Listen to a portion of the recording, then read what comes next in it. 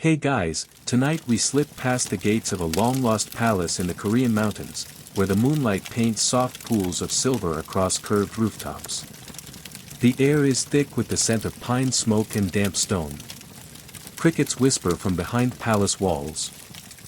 And as your footsteps fall silent on a polished stone path, you find yourself led, not toward a throne room or feast hall, but into a quiet chamber designed for sleep. Or something like it. Inside, the room is strange. Peaceful, yes. But off. The walls don't meet the way they should. There are no corners, just rounded seams that flow into one another like soft waves. It's not an accident. This room was built to keep certain things out. Not people. Not spies. But, other things. You probably won't survive this. Or, at least not with your sleep schedule intact. So, before you get comfortable, take a moment to like the video and subscribe, but only if you genuinely enjoy what I do here.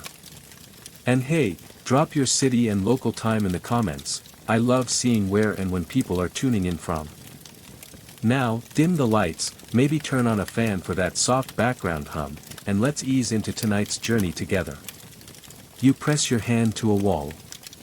It's cool, unyielding, made of tightly joined timber and earthen plaster, but it doesn't rise to a typical corner.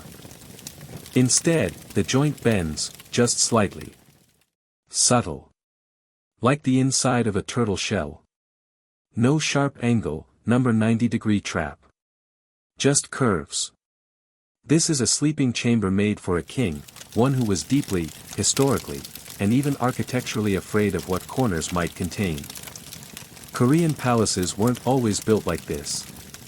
But in certain early dynasties, especially during and just after the Gojoseon period, royal architects went out of their way to create unangak, or rounded, flowing interior designs in specific parts of the royal complex. Chief among them, the bedchamber. Because, as they believed, bad dreams, and worse things, liked to gather where walls met sharply. Imagine lying in bed and knowing that a spirit might get stuck in the top right corner of your room. That it might wait, just out of reach of candlelight, unmoving, trapped, until your eyes closed. This wasn't bedtime folklore. This was practical design. Early Korean monarchs were wrapped in layers of ritual, belief, and constant dread. They ruled by divine mandate, or at least they claimed to. And divine mandates are delicate things. They fray in the wind. They snap in corners. You can't rule a kingdom if a dream kills you. Tonight, you're in a royal sleeping room from around the 3rd century BCE.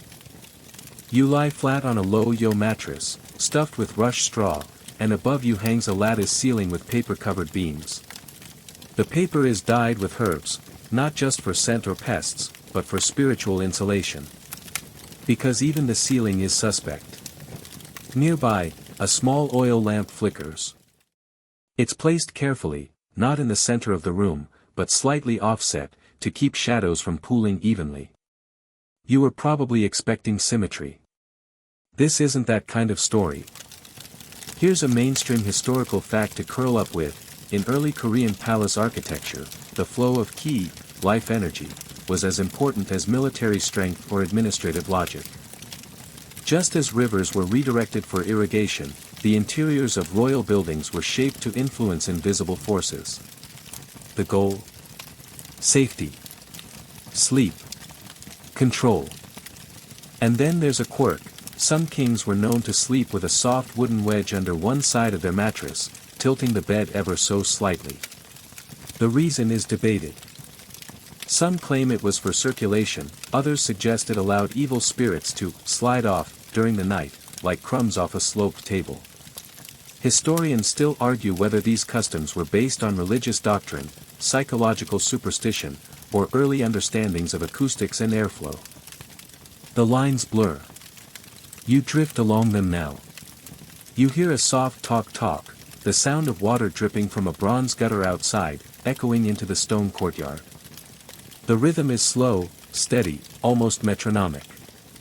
In a cornerless room, sound has no edges to bounce against. It flows. You start to notice how your eyes are gently guided by the room's curves. There's nowhere for your gaze to get stuck. No corners to hold your attention, no darkness that doesn't already feel accounted for. You're not being watched. At least, probably not. One thing to know about early Korean royalty, they didn't sleep like commoners. Even beyond the design of the chamber, everything about the process was ritualized. A specific side of the chamber had to face east. A small, carved jade animal, often a tiger or turtle, might be hidden in the floor tiles, just beneath the king's bed. Each of these things served a purpose: protection, power, the projection of calm. You remember now that you're lying in a replica, not the original room, but a space reconstructed according to historical documents and partially excavated floor plans.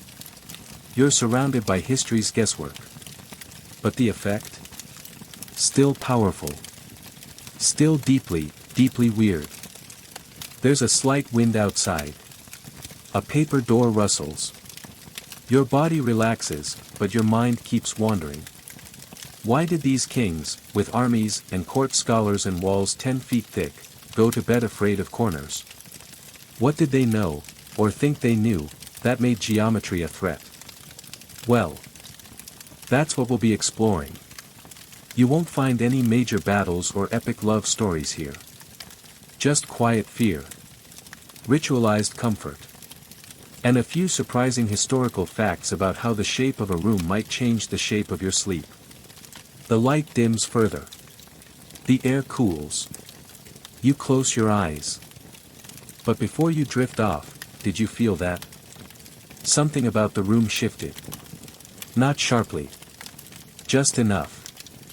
You turn your head. No corners. Not even one. You lie there a little longer in the rounded chamber, noticing the silence deepen. It's not just absence of noise, it's the kind of hush that wraps around you, padded and deliberate, like a cotton cloak hung over your thoughts. Every surface is muted. Even the flickering lamp doesn't seem to cast the kind of sharp-edged shadows you'd expect. Light behaves differently here, as if it's agreed to follow some ancient palace rule you weren't told about. And that's when you really notice it. There are no corners. None. The floor meets the walls in a smooth, curved transition, and the ceiling bows softly like the inside of an umbrella. It's not subtle architecture anymore, it's purposeful omission. The room wasn't just designed to be soothing or elegant. It was designed to repel. Or more specifically, to deny something. You lie there, staring up at the gentle arc of the ceiling, and wonder, what was the actual threat that made builders take chisels to geometry? You're not alone in asking. Scholars have debated this for centuries, though in typically boring fashion. The official answer often loops back to fengshui, Korea's version of geomancy, a kind of spiritual feng shui that predates IKEA feng shui by, a couple thousand years. In this system, sharp corners were said to trap bad energy. You heard that before. But what no one mentions as much is that, bad energy, sometimes had a name. To early Korean royals, corners were where GWI, ghosts of the restless dead, might accumulate. Not dramatically. Not in some jump-scare horror movie way. But more like mildew in a shower, quiet, unwelcome, hard to notice until it makes you sick. Think about it, in a time when diseases had no names, dreams were considered divine messages, and candlelight barely dented the dark, having a place in your house that collected unseen, unmoving, stuff wasn't comforting. Corners didn't just collect cobwebs. They collected everything else, too. So instead, the king's bedchamber curved. One quirky fact. In some royal records, the palace architects were instructed not just to avoid right angles, but to create wind paths inside sleeping quarters. These were invisible routes through which energy, spirits, and sometimes even air could flow cleanly. Rooms weren't just built, they were breathed into shape. You might think of that as poetic. But imagine being the guy with the job title of Royal Wind Supervisor, pacing the walls with a stick, muttering about spirit blockages, and insisting that the plaster curve more to the left. Which they did. Historians still argue whether this obsession with flow and anti-corner philosophy stemmed from genuine supernatural fear or a more pragmatic sense of safety. After all, right angles do create shadows, and shadows hide things. Possibly assassins. Possibly worse. You shift slightly in your bedroll. The floor beneath you gives off a soft warmth from the ondol, the underfloor heating system that Korea perfected long before radiant heating was cool, literally and figuratively. It's another example of how seriously they took nighttime comfort, especially for kings. The idea was that warm floors discouraged damp spirits from creeping up through the earth. Let's pause there. Take a moment to imagine that. You're a king. You wear jade rings and drink pine needle tea and listen to poems about cranes. But when it's time to sleep, your greatest fear is that a shadow might grow teeth in the place where two walls meet. So you bend the room. So it flows like water. So nothing can hide. There's something beautifully human in that. And yet, there's also a darker thread. Some of the oldest folktales suggest that GWI weren't just wandering souls. They were corrupted ones. Souls of those who died without proper ritual. Criminals. Betrayers. Maybe even royal relatives who'd fallen out of favor. And if one of them crept into your room, it wasn't there to chat. Some stories describe them as thin and dry, like paper men. Others say they look like regular people until they open their mouths, and nothing comes out but ash. In the days before scientific explanations, sleep paralysis wasn't just a glitch in your brain chemistry, it was a visitation. From a ghost. Trapped in the corner. And so, no corners. Not for the king. Not ever. It gets even weirder. In some periods, kings would rotate between multiple sleeping rooms within the palace complex, each carefully cleansed, re-sanctified, and, you guessed it, cornerless. They did this not just for security, but to confuse any lingering spirits. Think of it like changing your password, but for demons. Of course, not everyone in the palace had such luxury. Servants slept in plain square quarters, stacked like wooden puzzle boxes behind the royal walls. Their dreams, apparently, were not the national priority. You glance around the rounded room again. Even the furniture is curved. The small writing desk in the cornerless corner bows slightly at the legs. The ceramic water vessel looks like it's halfway between a vase and a moon. There's not a single straight-edged shelf or rectangular rug in sight. You hear a distant chime, maybe whined against a temple bell. Maybe a servant's bell ringing from another part of the palace. You're not sure. It fades quickly. Just as your breathing slows, something makes you glance toward the far wall. There's a small tapestry there, woven with golden thread and dyed with indigo. It shows a tiger crouching beneath a pine tree, staring not outward, but inward, toward the center of the room. Watching. Not protecting you exactly, but making sure nothing gets in. You blink. You start to understand. The architecture isn't just about structure. It's a spell. A whole-body lullaby written in clay and timber. A bedtime story built into the walls. And like any good story, it's meant to keep you just scared enough to stay alert, and just comforted enough to fall asleep in it. You close your eyes. You think about tigers, and winged paths, and invisible watchers in the corners that don't exist. Just air now. Just flow. Just soft round space. Your breath deepens in the warm air. The lamp flickers once, then steadies. Somewhere outside, a breeze tugs through pine needles and rustles paper walls. You lie beneath a ceiling curved like a shallow bowl, no right angles above or around you. It's calming, sure, but it's also a little unnerving. Like the room was designed to make you forget what corners feel like. Tonight's royal bedchamber isn't hiding any furniture in the edges. Because it doesn't have edges. And you start to realize why. The kings of early Korea weren't just monarchs. They were spiritual vessels, living links between heaven and earth, between ancestors and the breathing present. So it's no surprise that their sleep spaces weren't just private retreats. They were battlegrounds. Or dreams. In early Korean belief systems, particularly those blending shamanism, animism, and emerging Confucian ideals, dreams weren't symbolic. They were literal. Portals. Visitations. Messages from gods, ghosts, or grudging relatives. You didn't have a dream. You received one. And if you were king, you didn't wake up and forget it. You called your officials and told them everything, including how many birds were in the tree, and whether any were wearing tiny crowns. This wasn't personal. It was policy. And so, dreams needed to be protected, both from outside forces, and from whatever might be lurking in the half-sleep between breaths. Sharp corners, they believed, were the worst places for energy to stagnate. And stagnation meant danger. The kind of danger that might whisper poison while you're dreaming of your father, or quietly plant fear in the back of your skull while you toss on your floor mat. Mainstream history backs this up more than you'd expect.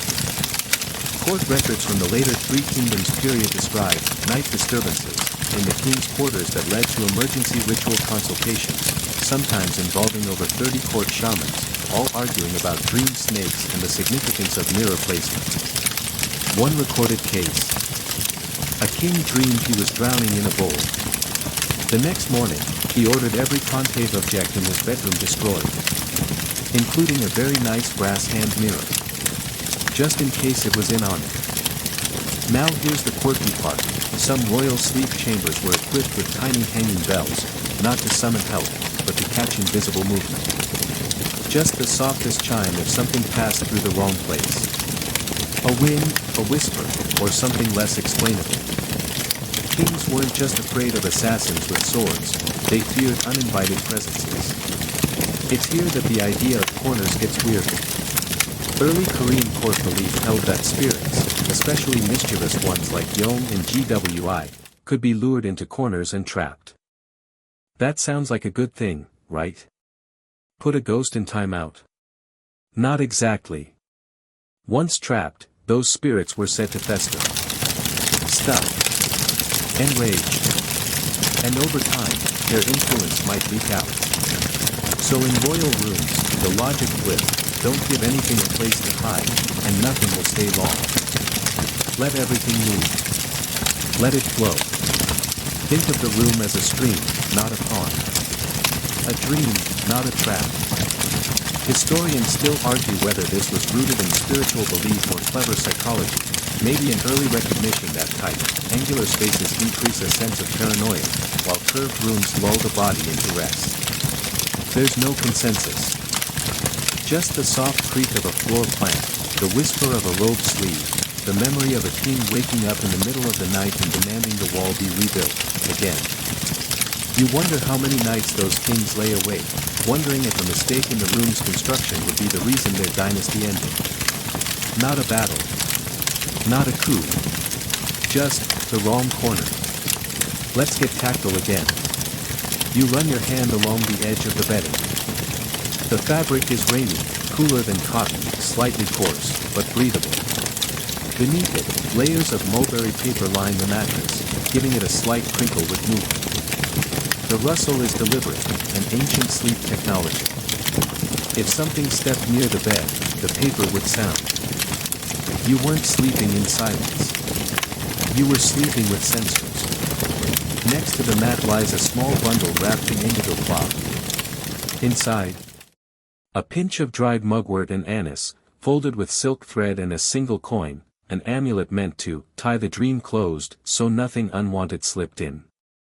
Some kings wore these around their necks like necklaces. Others placed them under their tongues, which seemed both dedicated and deeply unpleasant. You glance at the corners again. Oh wait, still none. But your instincts keep trying to find them. You want to assign shadows a location.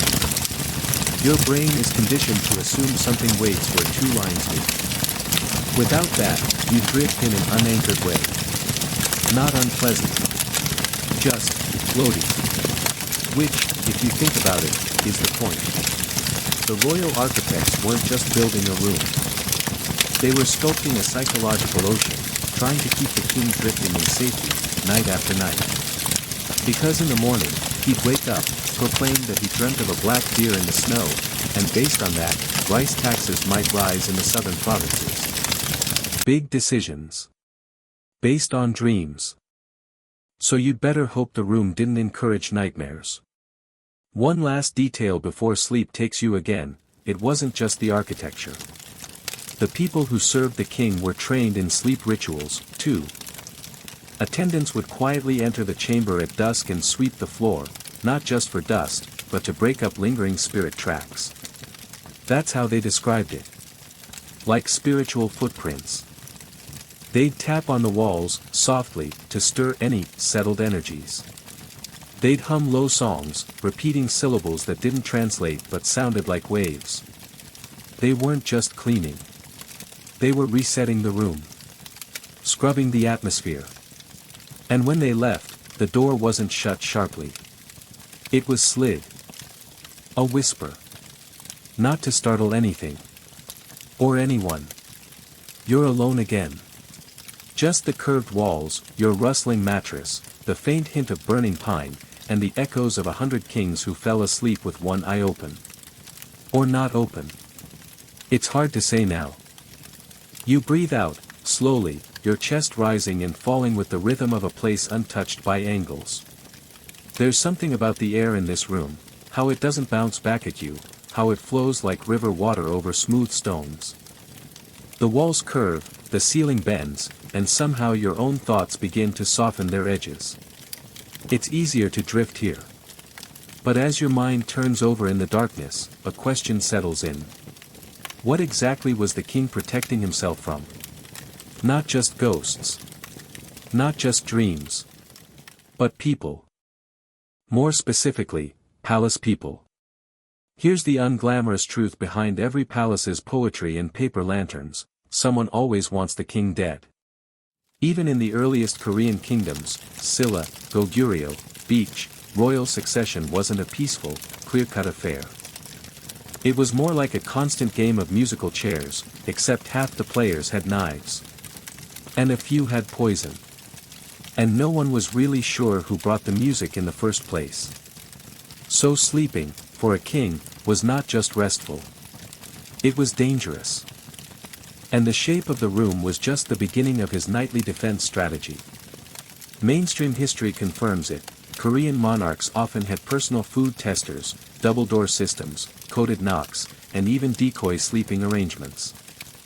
Some beds were left empty, luxuriously made, but unslept in, while the king secretly curled up on a thin mat in a side chamber, watched over by one loyal attendant with a fan and an unhealthy level of paranoia. But here's the quirky bit. There's a recorded case from the Joseon dynasty of a king who insisted that his sleep chamber rotate like a clock every few weeks. Not rotate like a revolving room, rotate in the sense that he would sleep in a different chamber each night, following a pattern known only to his most trusted eunuch. And even then, he'd change at last minute. Imagine being so worried about betrayal that your bedtime routine requires espionage. And all of it, every precaution, stemmed from the understanding that power was never just about robes and seals. It was about the hour when your eyes closed.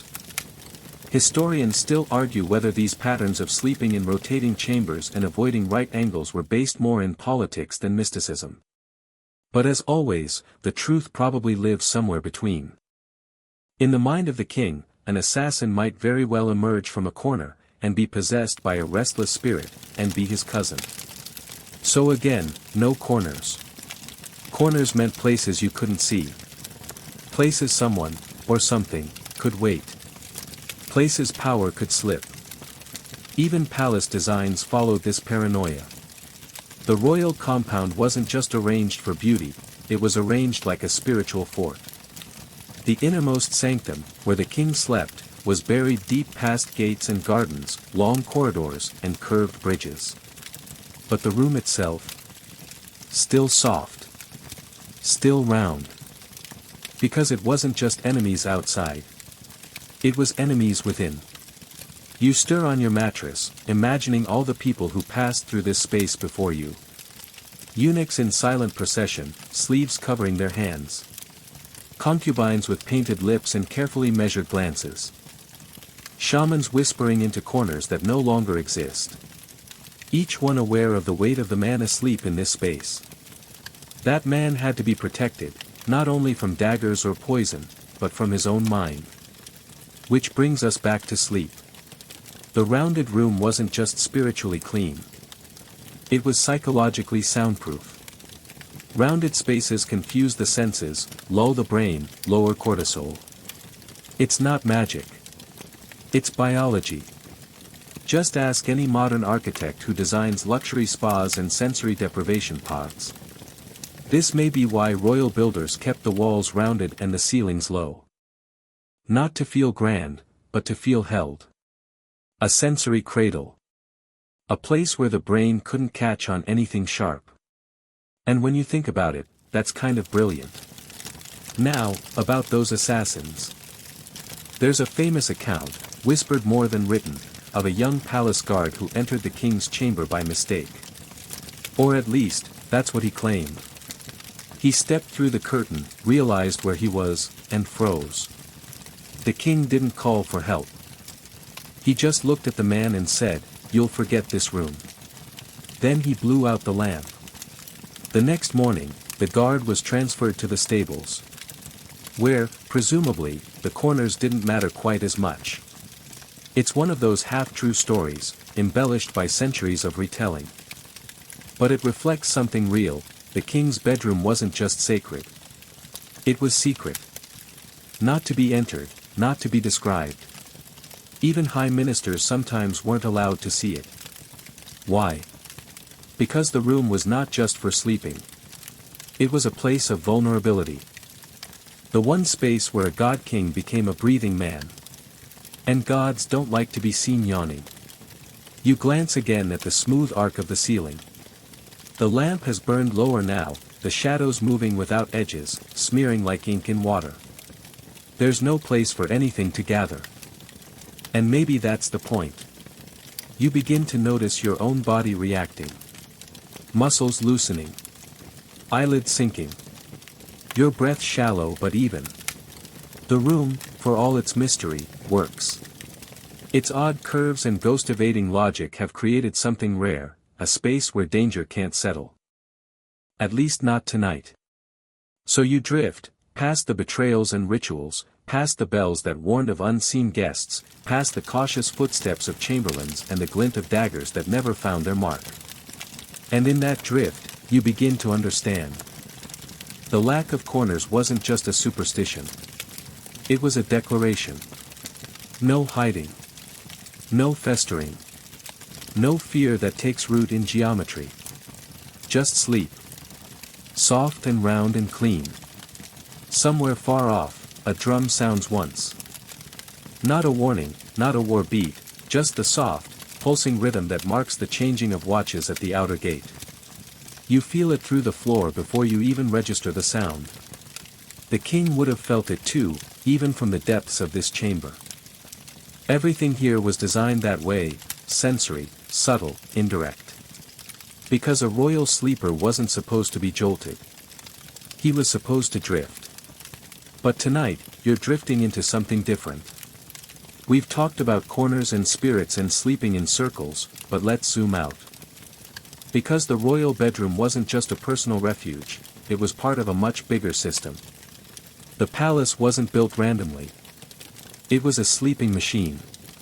You sit up, slowly. Maybe in your mind, maybe not, and trace the path between the sleeping chamber and the rest of the complex. There's a logic to it, both strange and strict. The palaces of early Korean kingdoms, especially as you move into the unified Silla and Goryeo periods, weren't designed like Western castles. They didn't rise in hard stone walls. They unfurled. Everything in soft waves. One courtyard blooming into the next. One corridor slipping sideways into a shaded veranda. A lotus pond here. A banyan tree there. And nestled deep in the belly of the beast, the bedroom. Curved, plain, sacred. The whole structure existed to support that space.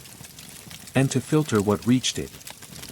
You pass, in your mind's eye, through layers of gatekeepers. First the outer guards, bored and cold. Then ministers in lacquered robes who argue by daylight and bow at dusk. Then the servants, who drift like ghosts themselves, perfectly trained in what not to see.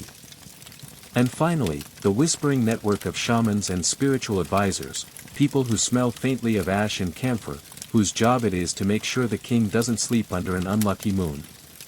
Yes. That was a thing. Mainstream historians agree that sleeping schedules, especially for kings, were sometimes adjusted based on lunar cycles, solar terms, and even geomantic readings. If the stars looked bad, you didn't argue. You slept in the North Annex, or stayed awake until the hour of the ox, or placed a carved tortoise under your bed to offset negative een. All of which sounds absurd until you realize how deeply it connected to control. Here's your quirky historical tidbit for the night.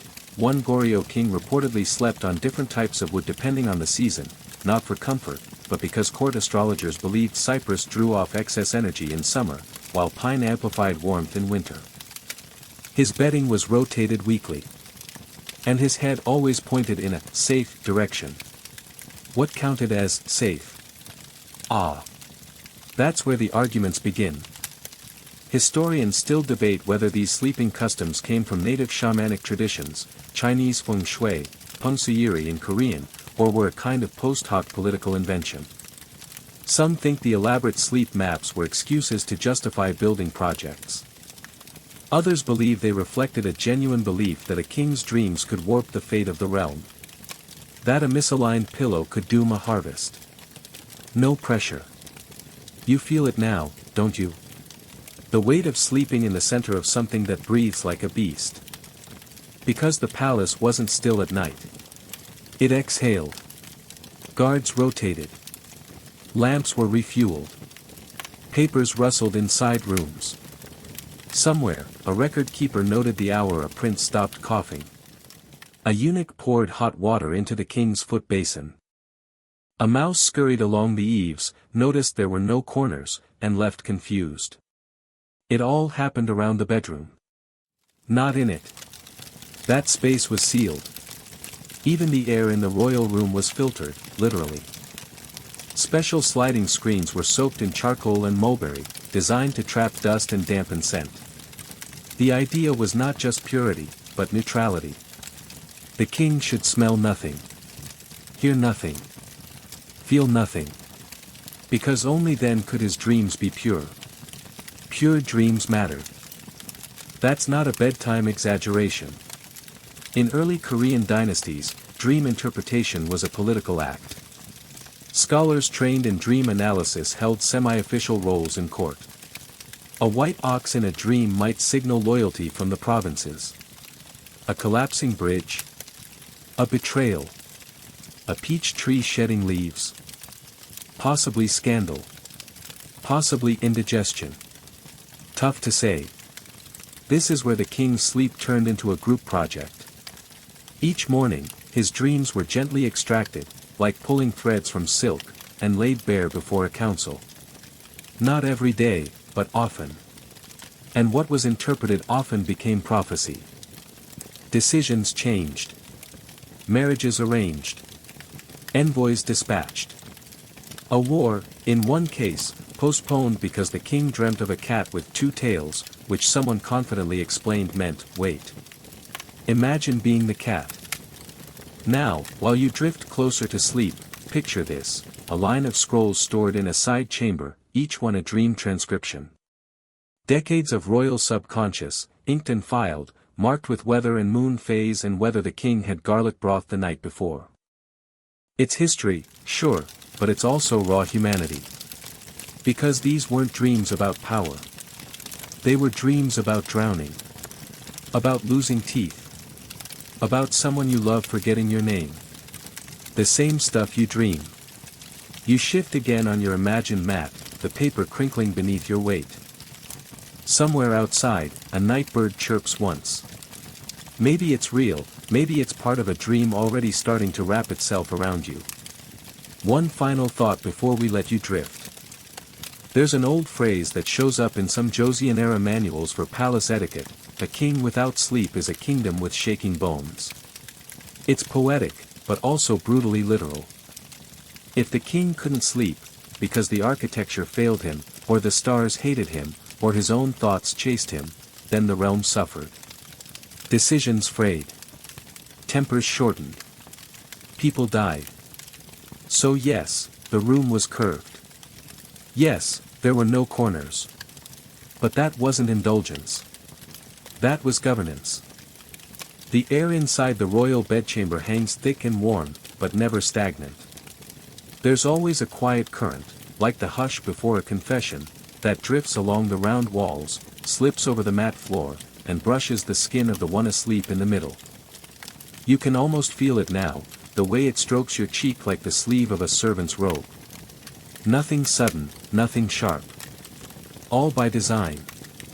And that design, it didn't just stop at curved corners or silent attendants. Tonight, you're going deeper, not in dream, not yet, but into the bones of the room itself. Let's talk about materials. Because everything in the royal sleep chamber, from the ceiling beams to the rice paper windows, was chosen like an ingredient in a spell. This wasn't a place to throw up timber and slap on gold leaf. Every substance had a temperament. And that temperament mattered. Start with the floors. Most royal chambers used ondol, the Korean underfloor heating system that's still famous today. You've probably heard about it in a cozy Airbnb listing or a Seoul tourism ad that shows someone sipping barley tea by the window. But in the context of a king, ondol wasn't luxury, it was logic.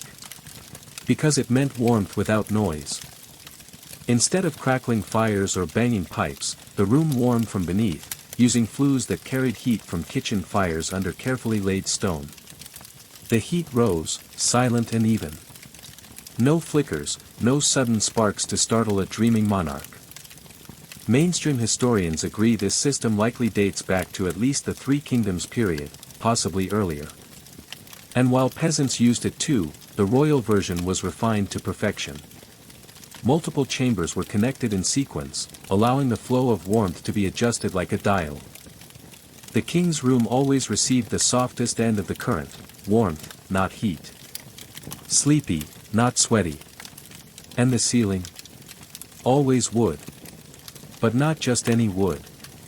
Pine was common, yes, but royal chambers often used zelkova or paulownia, woods known not only for their scent but their tonal silence. That's right, certain woods were chosen because they didn't creak as much when the temperature shifted. Because nothing wrecks a night of sleep prophecy like a haunted-sounding ceiling beam. And the windows? Ah, the famous changhoji. Thin rice paper stretched over lattice frames. You know the look, soft, diffuse light, perfect for aesthetic Instagram filters. But there was more to it than minimalism. That paper was handmade, often mulberry-based, oiled for durability, and naturally resistant to insects. And the light it allowed in? Always indirect. You could wake slowly, as if morning were a story someone whispered to your face. Quirky fact. Some Joseon-era royal chambers used a double layer of paper, one white, one dyed faint blue, so that moonlight would filter in with a calming hue. Blue was believed to cool the spirit and reduce heart fire, a traditional concept tied to anxiety and restless dreams. So yes, they color-corrected the moon. It worked. Now, let's go tactile. You press your fingers into the sleeping mat, half expecting modern memory foam. Instead, it's layers of quilted cotton, sometimes filled with silk fiber or down. Soft, but not indulgent. The goal wasn't to sink, it was to be suspended. Above you, a hanging screen shivers slightly in the air current. These weren't just for show. Screens over the bed were meant to block drafts, catch insects, and occasionally carry embroidery. Patterns of cranes, pine trees, lotus blooms, each chosen by court astrologers for the specific season, the king's birth star, and whatever court drama was currently brewing. But none of it, not the floor heat, not the silk, was allowed to stand out. The entire room, for all its refinement, was subdued. This is important. Because unlike Western royalty, who often embraced gilded bedposts and velvet canopy drama, Korean kings slept in rooms that bordered on austere, even Spartan. Historians still argue whether this aesthetic restraint was spiritual, philosophical, or simply rooted in Confucian values of humility. Some suggest it was political, designed to reinforce the king's image as a servant of heaven, not a rock star. Others point to native Korean shamanism, which warned against drawing spiritual attention through excessive decoration. Flashy beds, after all, might attract flashy spirits. And those were never restful. You shift on your mental mat, imagining the quiet power of such restraint. Nothing cluttered. Nothing glowing with ego. Just a room that said, you are still small, even if your face is on coins. Now imagine maintaining it. Every inch of that room had to be monitored, not just for dust or decay, but for imbalance. Each week, palace stewards inspected humidity levels. Wood was wiped with special oil infused with mugwort and pine. Even the layout was checked against recent events. If something had gone wrong, a political scandal, an earthquake, a bad harvest, furniture might be subtly rotated or replaced. Not for comfort. For cosmic correction. Here's a deliciously odd tidbit. One late Joseon monarch insisted on having a chunk of raw jade placed under his bed each spring. Not carved jade, just a stone. The idea was that it would cool the temper of the earth and prevent excessive yang energy from rising up through the floor. Did it work? Who knows? But the man had great skin and ruled peacefully for nearly 2 decades, so who's to argue? Back to you, now. You breathe in again. There's a smell here, one you didn't notice at first. Faint herbal sweetness, laced with smoke and old wood. That would be the incense. Not burned wildly, but smoldered quietly in ceramic bowls hidden behind panels. Usually sandalwood or aloes wood, sometimes blended with dried chrysanthemum or ginseng root. Because scent, too, was sleep armor. Certain blends were believed to ward off spirits. Others helped anchor dreams to the waking world, so the king didn't wake confused and babbling about fish with human hands. There were even scrolls of aromatic prescriptions, written by palace physicians, listing which incense blend to use if the king had indigestion, melancholy, or recurring nightmares. Your head sinks further into the imagined pillow. Everything around you now feels muted, intentional, designed for stillness. Not sleep, exactly, but the surrender that comes right before it. The letting go of corners. Of pressure. Of urgency. This room wasn't built to impress. It was built to dissolve. The moment just before sleep, that floaty, detached moment where your brain starts swapping logic for images and your limbs feel dipped in warm syrup, yeah, that's where you're hovering now. It's the exact moment ancient Korean kings were trained to respect. Not rush, not skip, not fight. Because this was the liminal space. The in-between. Not quite conscious, not fully dreaming. And in old Korean belief systems, this threshold was where messages could pass between worlds. Tonight, you linger at that edge, wrapped in silk, resting on ondol-warmed floors, surrounded by walls with no corners and silence tuned to a whisper. But just outside the chamber's invisible bubble, there's movement. Let's open that imaginary sliding door and step, quietly, into the space next door. This is the Najin, the inner quarters. Reserved for the royal family, concubines, and a special class of court ladies trained not just in etiquette but in the subtle art of sleep support. Yes. Sleep support was a job. These women weren't maids. They were elite professionals in a system that treated sleep like diplomacy. Trained in aromatherapy, temperature control, bedding maintenance, and, get this, emotion regulation. If the king looked tense before bed, they weren't allowed to speak, but might hum a melody from his childhood just loud enough for him to hear, just soft enough that he could pretend he didn't. One quirky, sleep-adjacent job. Dream recorders. These were usually eunuchs or scribes who specialized in shorthand and had the exceptional skill of looking awake without being annoying. Their entire job was to sit outside the king's chamber, stylus ready, in case His Majesty shouted through the curtain mid-nightmare. You think your boss sends late emails? Try dictating a vision about dragons and fermented shrimp at 3:15 a.m. Mainstream historians agree that many East Asian courts had similar practices. China's Han Dynasty, for instance, kept dream clerks on payroll, but Korea refined it into a quieter, subtler ritual. Less spectacle. More reverence. So imagine it. You're the king. You wake, sweating. The dream was, something about water turning to stone. You murmur, and before your eyes are fully open, someone outside has scribbled the phrase down, time-stamped it, and filed it under urgent interpretation required. Sleep wasn't private. It was monitored. And that changes how you see the space, doesn't it? Because this wasn't a hotel room. It was a stage. Or maybe a sensor. A place designed to read you while you were at your most unguarded. Even how you entered it mattered. You didn't just flop into bed. There was a ritual. A wind down. First, warm water for the feet. Not too hot, not too cold. Heated with mulberry branches for purity, and sometimes stirred with a silver rod to check for toxins. No one really thought poison would be in the foot bath, but you couldn't be too careful. Plus, silver rods were chic. Next came the incense.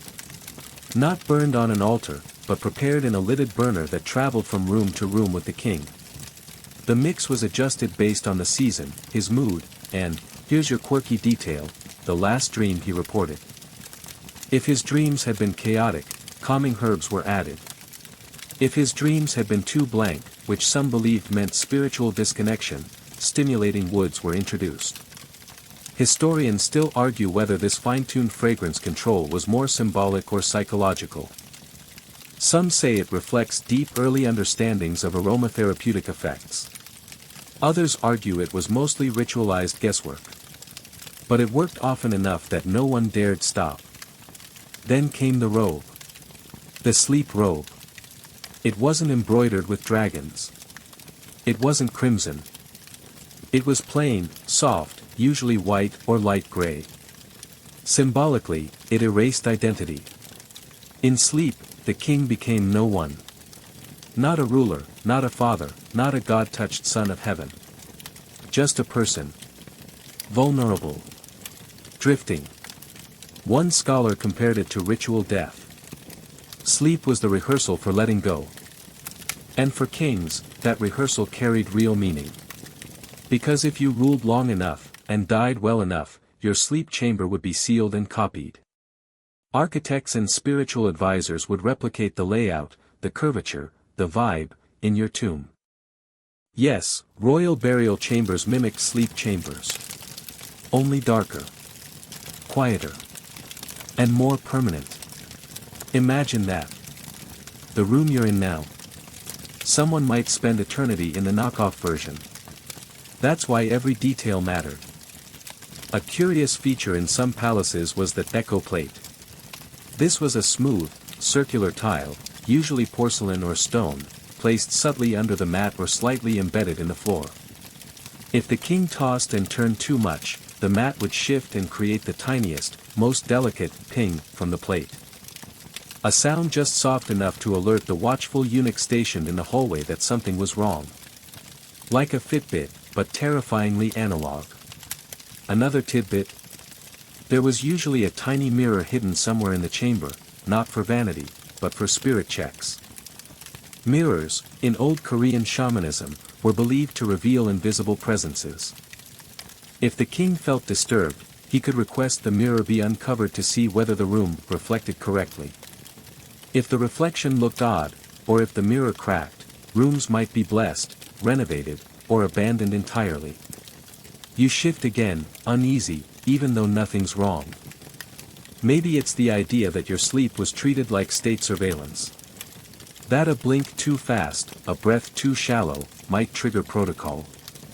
Like the room itself had expectations. And yet, there's comfort in it. Someone cared whether you rested. Not out of love, necessarily, but out of duty. Your dreams weren't just yours. They were the kingdom's weather report. Your rest, the realm's stability. The line between private and public blurred the moment you stepped onto that mat. Still, it wasn't all gloom and ghost mirrors. There are records, rare, scattered, lovely, of kings laughing in their sleep. Of smiling. Of waking gently and asking if the moon looked particularly round that night. Of declaring, without explanation, the tiger wasn't angry this time. These were considered good omens. Servants would scribble it down, ministers would nod solemnly over breakfast, and someone might even call for music at lunch. Because sometimes, when you're the center of a whole sleeping machine, the smallest dream can mean everything. You settle deeper now, sinking into the hush of that ancient room, where even the shadows know not to interrupt. Your thoughts are beginning to loosen at the seams, but we're not done yet. There's still another layer to this nocturnal puzzle, one that lives just under the polished wood and behind the whisper-thin walls. If you listen carefully, you can almost hear it breathing. Because for early Korean kings, sleep wasn't just a personal retreat, it was a political theater. And in this theater, the supporting cast wasn't made up of jesters or bodyguards. No, it was full of interpreters of dreams, the scholarly mystics, court shamans, and Confucian advisors who orbited the bedchamber like moons around a sleeping sun. And they were hungry. Not for power, at least not overtly, but for meaning. For symbols. For the delicate, dreamy breadcrumbs dropped between midnight and morning. You stir slightly as we turn to these interpreters, the real power behind the bed curtain. Dreams weren't dismissed as nonsense. They were never just dreams. They were read like sacred texts, dissected like royal edicts. The moment the king described a vision, say, riding a silver carp across a sky made of clay, those words were taken down, decoded, and debated over hot tea by men in tall hats who hadn't slept in days. Mainstream historians agree that dream analysis held serious sway during Korea's Three Kingdoms period and into the Goryeo and Joseon dynasties. One dream could delay a battle, reassign a minister, or trigger a 3-week fast. A particularly vivid nightmare might even result in burning ceremonial silks as a peace offering to the offended spirits.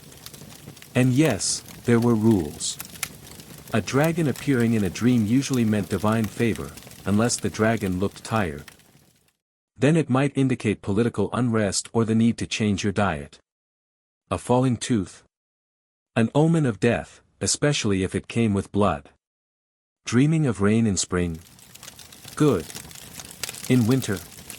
Very bad. Fish. Depends on the fish. One delightfully weird tidbit, if a king dreamt of roosters playing a board game, it was taken as a sign of impending betrayal by a close friend. There's no record of where that idea came from, but you have to admit, it's oddly specific. But here's the real kicker, some kings train themselves to dream better. You heard that right. Sleep hygiene wasn't just warm footbaths and calming tea. It included mental exercises before bed designed to steer dreams toward clarity. One technique involved staring into a polished obsidian tile before sleeping, repeating a question silently until the image faded. It was like an ancient, low-tech version of setting a dream intention, something lucid dreamers today would recognize. Historians still argue whether these obsidian, dream tiles, were actually effective or just a placebo for anxious rulers. Some say they acted as self-hypnosis tools. Others believe they were more ceremonial than practical. But at least one king, Taejo of Goryeo, is said to have successfully used this method to summon clarity about his enemy's movements. He then reorganized his guard based on the dream, and shortly after, a failed assassination attempt was thwarted. Coincidence? Maybe. Convenient footnote for future scholars. Absolutely. But there's a darker side to all this. Dream manipulation wasn't just for safety.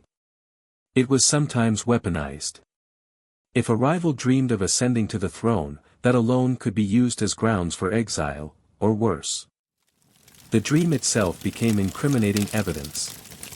And so, some courtiers began lying about their dreams, or refusing to speak of them at all.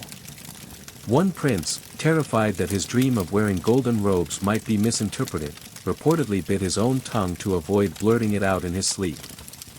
He didn't die from it, but let's just say breakfast the next morning was awkward. And this pressure wasn't just felt at the top. Everyone around the king, from the queen to the quietest scribe, was expected to respect the dream. That meant no laughing, no rolling of eyes, no offhand jokes about riding flying turnips through the sky. If the king shared a vision of being reborn as a ginkgo tree, your response was a solemn nod and a note to consult the forest monks. That's not a joke. There were forest monks. Some were brought into the palace specifically to comment on dreams involving nature. If a king dreamt of melting snow on bamboo leaves, monks from particular mountain temples were summoned to weigh the moisture of the omen. You can't make this stuff up. Or maybe you can. That's kind of the point. Because in a system where dreams influenced policy, belief itself became power. The more compelling your interpretation, the more influence you gained. Some dream interpreters rose through the ranks just by having the best metaphors. Imagine trying to one-up your coworkers by saying, actually, the chicken in last night's dream doesn't represent war. It represents peace through sacrifice. Cue respectful murmurs. Another line on the resume. Still, the real weight of it all rested on the sleeper. That heavy moment before dawn, when the king opened his eyes and tried to recall whether the bear in his dream had spoken or only growled. Whether the sky had been blue or cobalt. Whether he'd felt joy or dread. Because those details would echo through court all day. Which means the bedchamber wasn't a quiet place after all. Not really. It was loud with expectation. Burdened with symbolism. One wrong metaphor and you could doom a harvest. Or lose an ally. Or become paranoid about feathered reptiles with philosophical opinions. And yet, amid all this symbolism and scrutiny, real sleep still happened. There were moments when even the most anxious king forgot about omens and strategy and simply breathed. Moments when his dream was just a dream. A walk through reeds. The sound of a stream. A voice that said nothing at all. You turn in your own imagined bed now, fingers brushing against that polished floor, the scent of faint incense still trailing through the dreamscape. And you wonder, if someone recorded your dreams this faithfully, what would they make of them? What wild prophecies would they find tucked between your bizarre office nightmares and that recurring one about being chased by spaghetti? Let's be honest, they'd probably exile you for that one. But the kings? They were allowed to be strange. In fact, they were expected to be. Sleep, for them, was a strange kind of diplomacy. A negotiation with the unknown. So go ahead, fall deeper. Because tonight, the dream means everything. You blink, or maybe you don't. Maybe the dream has already started, and your eyes are just pretending to stay open. Either way, your breathing slows as we move deeper into the walls, the ones behind the walls, the ones no blueprint ever quite captured. Because now we're going underground. Literally. Beneath the polished wood and warmed floors of the king's sleeping quarters, there was more than just solid stone. There were passageways. Crawl spaces. Ducts, drains, and strange architectural secrets, some lost to time, others hidden in plain sight. It turns out that in the ancient Korean palaces, even the silence had a support system. You didn't just fall asleep in peace, peace was engineered for you. And it started with something deceptively simple, airflow. The Ondal system, those underfloor heating stones we talked about, wasn't just for warmth. It created gentle circulation, too. As smoke and heat moved through the flues, cool air would be pulled in from outside, filtered through walls and underground tunnels, and sent drifting silently across the room. Some modern engineers call this passive ventilation. But in the palaces, it was more like curated weather. You didn't feel a draft, you felt balance. Just enough coolness to keep the king from sweating, just enough warmth to make the air feel like it belonged to his body. And here's where it gets interesting. In some palaces, there were hidden vents beneath or behind the sleeping chambers that didn't serve any thermal function at all. Their purpose? Acoustics. Yes. Acoustics. These tiny tunnels weren't for breathing, they were for listening. If a king muttered in his sleep, cried out, or just sighed too hard, that sound might echo through a small channel and be picked up in an adjacent chamber. Think ancient baby monitor, but royal. One quirky fringe theory among certain historians suggests that specific rooms were designed to resonate differently depending on the king's sleep patterns. If the bed creaked too loudly, it was seen as a sign of imbalance. If the air was too still, the space was energetically stagnant. Most modern scholars are skeptical, but not dismissive. After all, when entire tombs were constructed to echo a single word whispered in the dark, maybe it's not too wild to imagine a royal bedroom tuned like a musical instrument. Still, the more agreed upon theory is practical surveillance. See, kings weren't alone, not really. There was always someone just out of sight. An attendant. A guard. A eunuch pressed into a quiet hallway alcove, eyes heavy, ears sharp. And those underground channels? They were one more way to keep tabs without disturbing the precious stillness above. Imagine it, you murmur in your sleep, something about being chased by fireflies. Someone 30 feet away, hidden in a shadow tunnel, scribbles a note. Not for gossip, but because this might matter. And if you didn't murmur at all? If your breathing was just a little too shallow? That same attendant might nudge another into action. Silent as cats, they'd move. Not barging in, just standing closer. Just making sure. You weren't watched in the way we think of it now. No cameras, no retina scans. Just air and ears and the weight of centuries that had learned how to hover without pressing down. Now, not all of this was purely surveillance or dream-catching. Some of those tunnels, ducts, and hollows served a more spiritual role, acting as symbolic arteries through which qi, or gi, energy flowed. The idea was that sleep required not just physical comfort, but energetic harmony. And if a room felt blocked or too noisy, a geomancer might be called in to realign the space. That's right. There were ancient Korean sleep consultants. With charts. Geomancy, or pungsuyuri, was an old and respected system of aligning human structures with the natural forces of the earth. Mountains, rivers, wind, and light all matter. And the sleeping chamber of a king? It had to sit at the intersection of all those flows. Historians still argue whether these pungsu principles were followed rigorously or whether later dynasties just invoked them when convenient. But several royal palaces were definitely built with geomantic principles in mind, often placing sleeping quarters near guardian trees, or away from particular hills believed to carry disruptive energy. One particularly curious find: a sleeping chamber in the Goryeo era that was partially sunken, not just for warmth, but supposedly to sink excess ambition. Legend says the king was having troubling dreams, ones that made him restless, irritable, and obsessed with conquest. The court shaman advised building the room deeper into the ground, to ground the energy, and sure enough, the king's mood improved. Coincidence? Maybe. Or maybe a low ceiling and cooler air just do wonders for the ego. You breathe in, imagining those chambers, half buried, gently humming with air and heat, the walls alive with careful attention.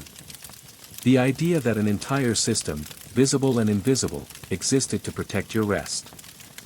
And here's something soft and strange: in some royal quarters, small clay bells were embedded in the subfloor, designed to chime faintly if disturbed by large creatures, or spiritual interference. Not loud. Not disruptive.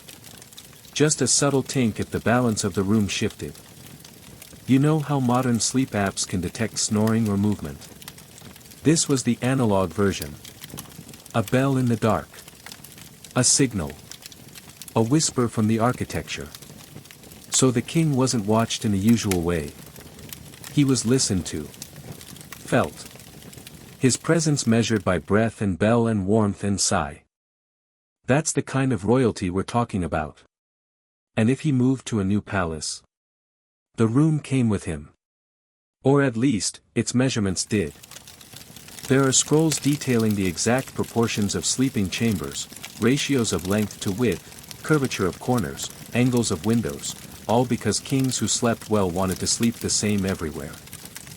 Like traveling with your own mattress, except you send a dozen architects ahead of you to carve it out of the mountainside. That's commitment to REM cycles. So now, as your own limbs grow heavier and the modern world fades further away, imagine that you are lying on one of those exacting floors. The air perfectly balanced. The silence engineered. Somewhere beneath you, a tunnel breathes. A bell waits. The architecture listens, not to spy, but to cradle. And suddenly, it makes sense. Why the room had no corners. Why the heat came from below. Why even the walls seemed to lean in. This wasn't just sleep. It was safety. It was ceremony. It was the softest kind of power. And you could get used to this. Section 10. You feel yourself sinking even deeper now, not just into the bed but into the very atmosphere of those ancient royal chambers, where every breath you take is laced with history and quiet intention. Because, believe it or not, the architecture of early Korean kings' bedrooms wasn't just a matter of no corners, it was a whole language, a whispered conversation between space and sleep. Let's talk shape. Specifically, why the hell no corners? You might think it's some feng shui thing, but it goes beyond the usual suspects. In fact, those rooms often took the form of rounded rectangles, ovals, or even subtle curves, not just for good vibes but for structural, symbolic, and even health reasons. Mainstream historians confirm that early Korean palace architects deliberately avoided sharp angles in royal sleeping quarters. It's not just aesthetics. Sharp corners were believed to trap and concentrate negative energy, or BU, which was thought to disturb sleep and invite bad luck. But there's more than just superstition. There's a practical side. Ancient builders knew that corners are weak points in any structure, places where drafts creep in, or where dirt and insects can settle. Rounded rooms allowed for better airflow and easier heating. Imagine trying to heat a square room with cold, drafty corners that refuse to warm up no matter how much ondol you throw at them. One quirky fringe theory suggests the corners were deliberately rounded to mimic the natural shapes found in mountains and rivers surrounding the palaces.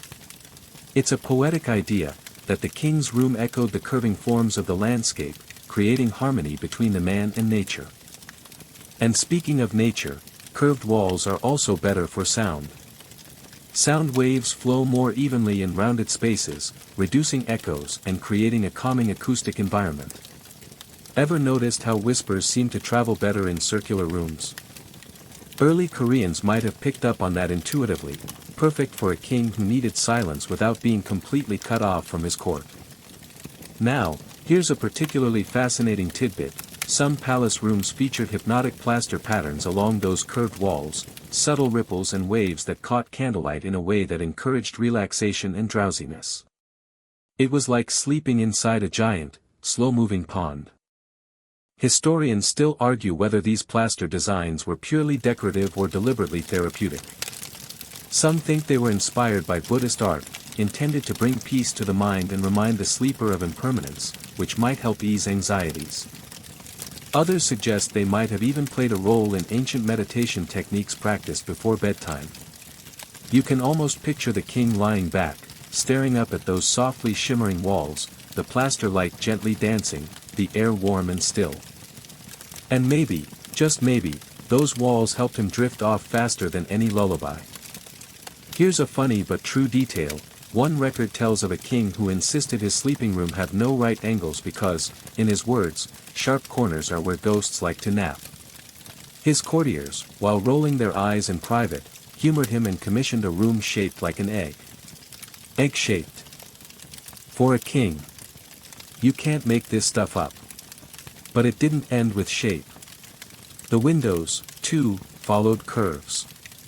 Instead of rectangular slits, they were often arched or round, with delicate paper screens that softened moonlight into a gentle glow. This wasn't just for ambience. Round windows kept cold drafts at bay better and scattered light to avoid harsh shadows that might disturb sleep. Also, rounded windows meant that guards outside could watch discreetly without disturbing the king, thanks to a clever play of angles. So the king had his privacy, but not complete invisibility. Think of it as early privacy tech, way before smart glass. And those window screens were no ordinary paper. The mulberry paper was specially treated with oils and herbs to repel insects and absorb moisture. A fragrant wall of subtle scents, camphor, mugwort, wafted through the room, calming nerves and keeping pests at bay. Some say the scent was strong enough to lull even the most restless courtiers into snoozing. A curious fringe fact, a few rare manuscripts describe windows with tiny embedded crystals, mostly decorative, but some scholars speculate they refracted moonlight to produce subtle rainbows on the floor. A nightly light show, just for the king. Historians still debate whether these crystals actually existed or were just poetic flourishes in court literature meant to symbolize enlightenment or divine favor. The floors, as you remember from earlier, were heated and covered with mats woven from soft rush grass. But their edges were never straight lines pressed to walls. Instead, they followed the curves of the room, reinforcing the seamless, continuous feeling. Why does this matter? Because the absence of corners made it nearly impossible for bad luck or restless spirits to catch the king. The theory goes that corners create pockets of trapped energy, like potholes in a smooth highway, where shadows linger and dreams can go sour. You can't argue with that logic, really. Especially if you've ever had a nightmare in a room with a creepy, cold corner you swear moved on its own. But it's not just superstition. Curved rooms are more comfortable psychologically. The human brain evolved surrounded by natural, organic shapes, trees, hills, rivers. Sharp angles feel unnatural, alerting your subconscious to danger. Round, flowing shapes encourage relaxation, promote feelings of safety, and might even reduce stress hormones. So these kings were unknowingly benefiting from a kind of ancient neuroscience. The architecture worked with their minds to lull them into deep, restorative sleep. It's a soothing thought, that even 1,500 years ago, builders understood how space could nurture the mind. As you imagine yourself lying there, bathed in the filtered light of a rounded window, wrapped in the quiet warmth of the ondal beneath, you realize the bedroom was a cocoon.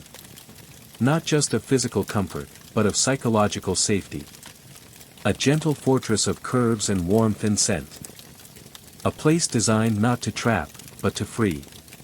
And if you've ever felt uneasy in a sharp-cornered hotel room or a room with too many right angles, maybe you're just channeling those ancient instincts. Now, as your eyelids grow heavy, and the edges of the world soften like those rounded walls, you might even start to feel what the kings felt, a subtle ease, a quiet invitation to drift off. No corners to hold you back. Your body is ready to surrender now, that comforting heaviness settling like a soft blanket, but let's linger a moment longer in those peculiar sleeping rooms, because what's a king without his nighttime rituals? Or better yet, his bedtime entourage. You might imagine a king alone in his cornerless chamber, eyes closing peacefully while courtiers bustle outside. But no. Sleep for early Korean kings was a group event, an intimate court of attendants, advisors, and ritual specialists surrounding the bed like a low hum of activity. Historians confirm that royal sleep was rarely solitary. There were servants who prepared herbal pillows and diffused calming incense blends made from local plants like lotus and sandalwood, scents believed to invite dreams of wisdom and protect against nightmares. One fringe tidbit notes that some incense recipes included crushed pearl powder, supposedly to brighten the king's aura while he slept. You can imagine the queen raising an eyebrow at that. Now, here's the interesting part, those attendants weren't just passive bystanders. They had jobs that sound bizarre but were vital in the context of early Korean court life. For example, a dream keeper would record the king's dreams immediately upon waking. No digital journals back then, just quick sketches and coded notes written in a special script only the dream keepers understood. Some scholars argue that this system was an early form of psychological therapy, a way to track the king's mental state over time. Others believe it was mainly for political use, since dreams could justify royal decisions or remove rivals. Then there was the silence keeper, whose entire role was to ensure the room remained hushed. Not just quiet, but perfectly balanced quiet, which meant that even the softest cough or chair squeak could be hushed before disturbing the royal slumber.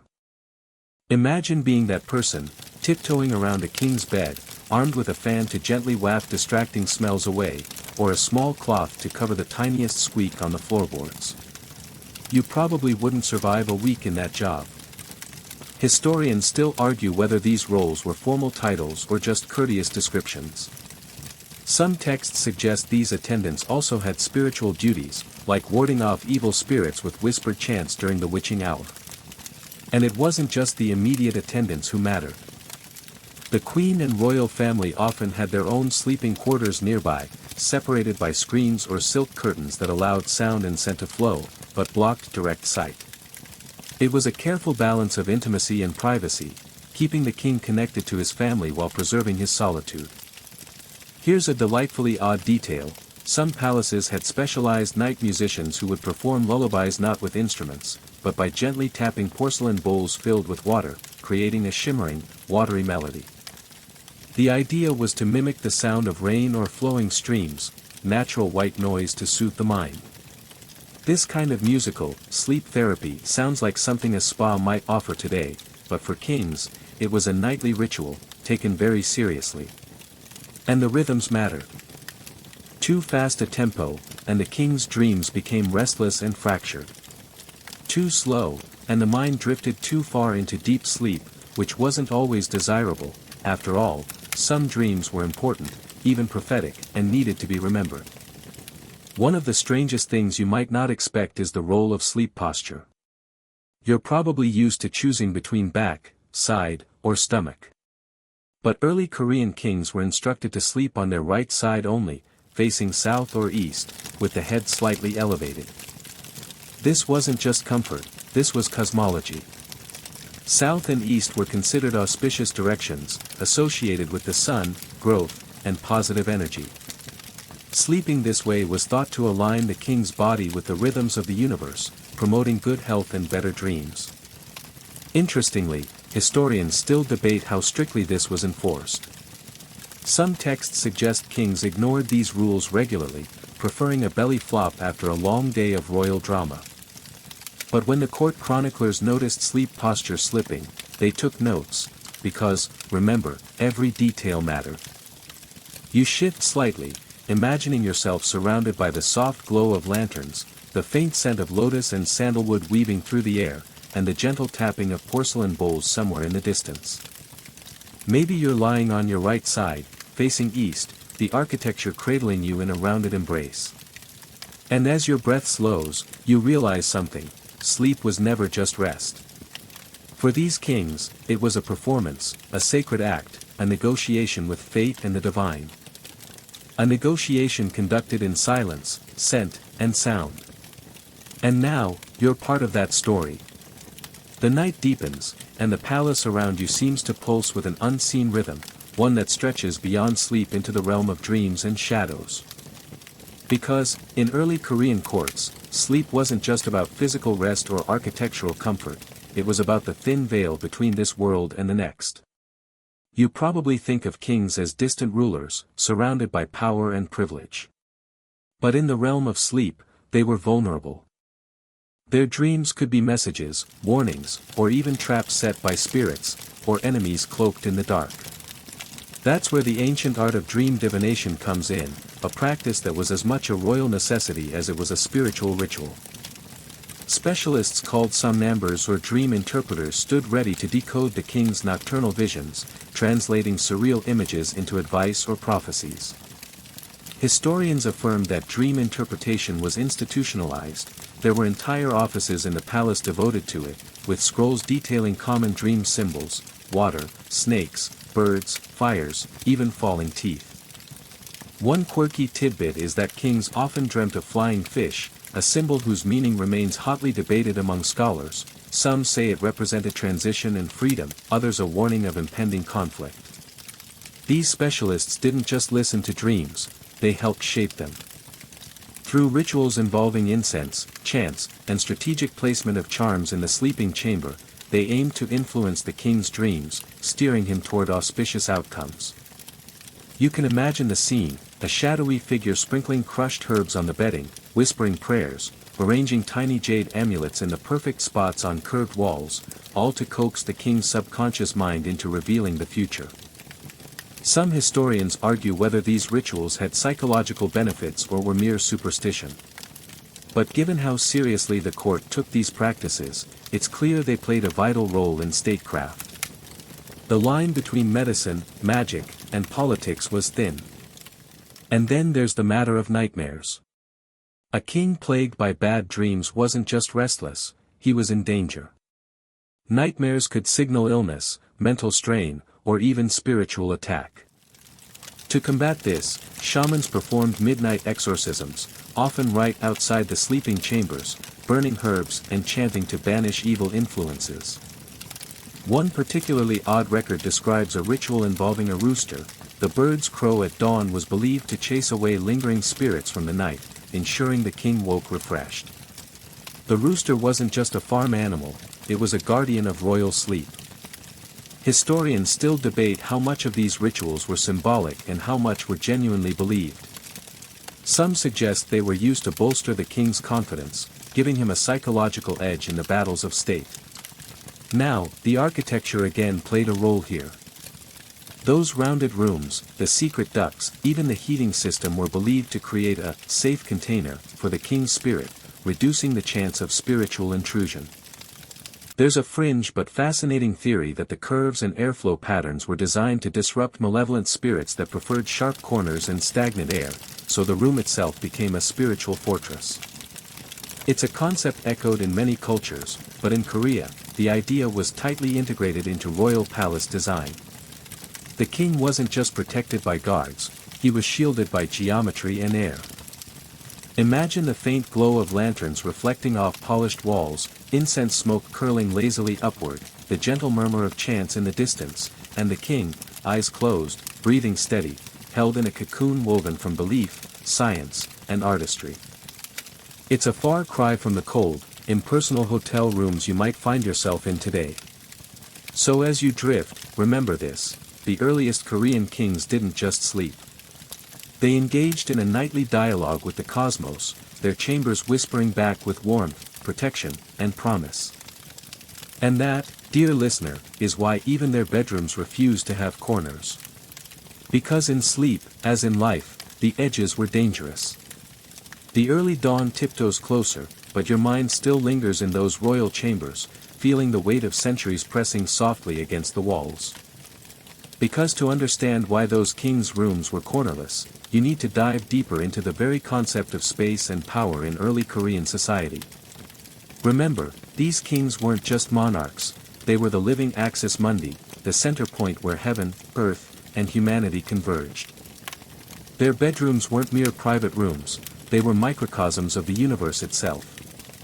So how do you build a universe without corners? The answer lies partly in ancient Korean cosmology, influenced by a rich blend of shamanistic beliefs, Confucian ideals, and Buddhist symbolism. The circle, or rounded shapes, represented perfection, eternity, and harmony, the very qualities a king was expected to embody. In contrast, corners and edges were associated with division, conflict, and chaos. So a room without corners wasn't just architectural, it was a physical manifestation of royal virtue. Mainstream historians agree that palace architects consciously embedded these ideas into the layout of royal quarters, making the king's room a sacred space that reflected cosmic order. But it wasn't all symbolism. The rounded room also acted as a political message to the court and the outside world: this king holds the center. There are no harsh boundaries here, only unity. Think about it, the king's sleep was literally surrounded by walls that visually and physically expressed inclusion, flow, and balance.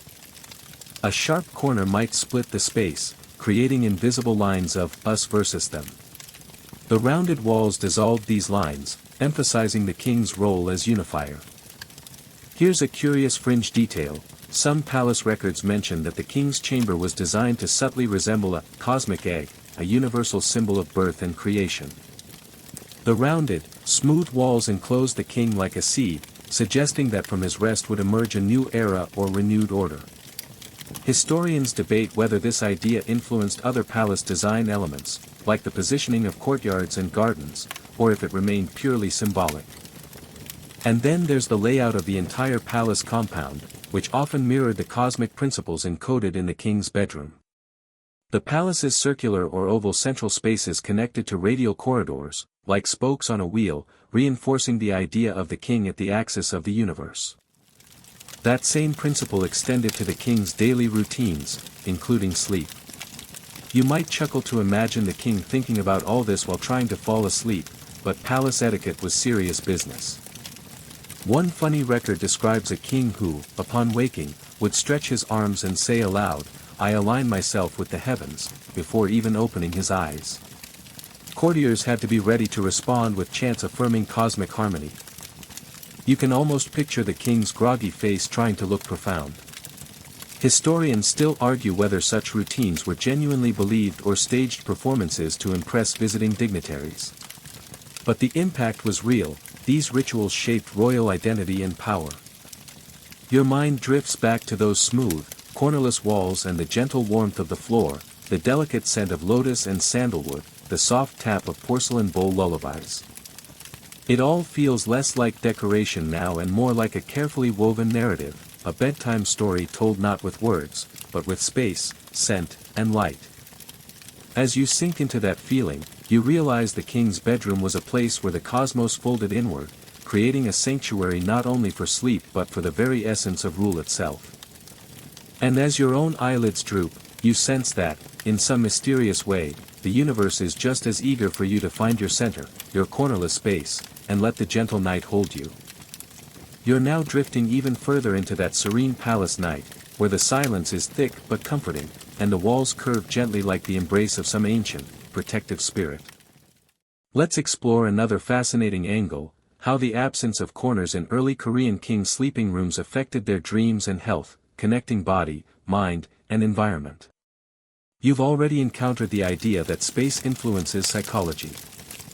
But early Koreans took this seriously, linking room design directly to physical well-being and even longevity. The ondol heated floors provided warmth, yes, but those smooth, cornerless walls were believed to create an ideal environment for the circulation of Gi, the vital life energy flowing through everything, including the human body. Mainstream scholars confirm that the philosophy of Gi permeated every aspect of Korean life, from medicine to architecture. Rooms shaped without corners were thought to allow Gi to circulate freely, reducing stagnation and preventing ailments caused by trapped negative energy. One fringe theory suggests that the rounded walls also influence temperature and humidity levels within the chamber, preventing the buildup of cold pockets that could cause illness. While modern science hasn't fully confirmed this, ancient builders clearly understood that corners created cold drafts, which could worsen conditions like arthritis or respiratory troubles. A quirky historical tidbit: some palaces featured built-in herbal steam vents, small niches in the curved walls where medicinal herbs were heated to release healing vapors overnight. These subtle aromatherapy systems were meant to purify the air and support the king's health, blending architecture and medicine in a holistic sleep experience. Historians still argue about how widespread these vents were and whether they were standard or experimental features. Sleep posture also connects here. Sleeping on the right side, facing south or east, as we discussed, was believed to maximize the beneficial flow of Gi through the body, supporting digestion and heart health. This practice echoes traditional Korean medicine's emphasis on harmonizing the body with nature's rhythms. You can almost feel the king turning gently on his right side, the warm breath of herbal steam washing over him, the gentle hum of heated floors radiating comfort. And let's not forget the sensory dimension: sound, scent, and light, all carefully curated to encourage restful sleep. Porcelain bowls softly tapped like distant raindrops. The subtle fragrance of mugwort and camphor filled the air, acting as a natural sedative and insect repellent. The curved paper windows filtered moonlight into gentle pools, avoiding harsh shadows that might disturb the mind.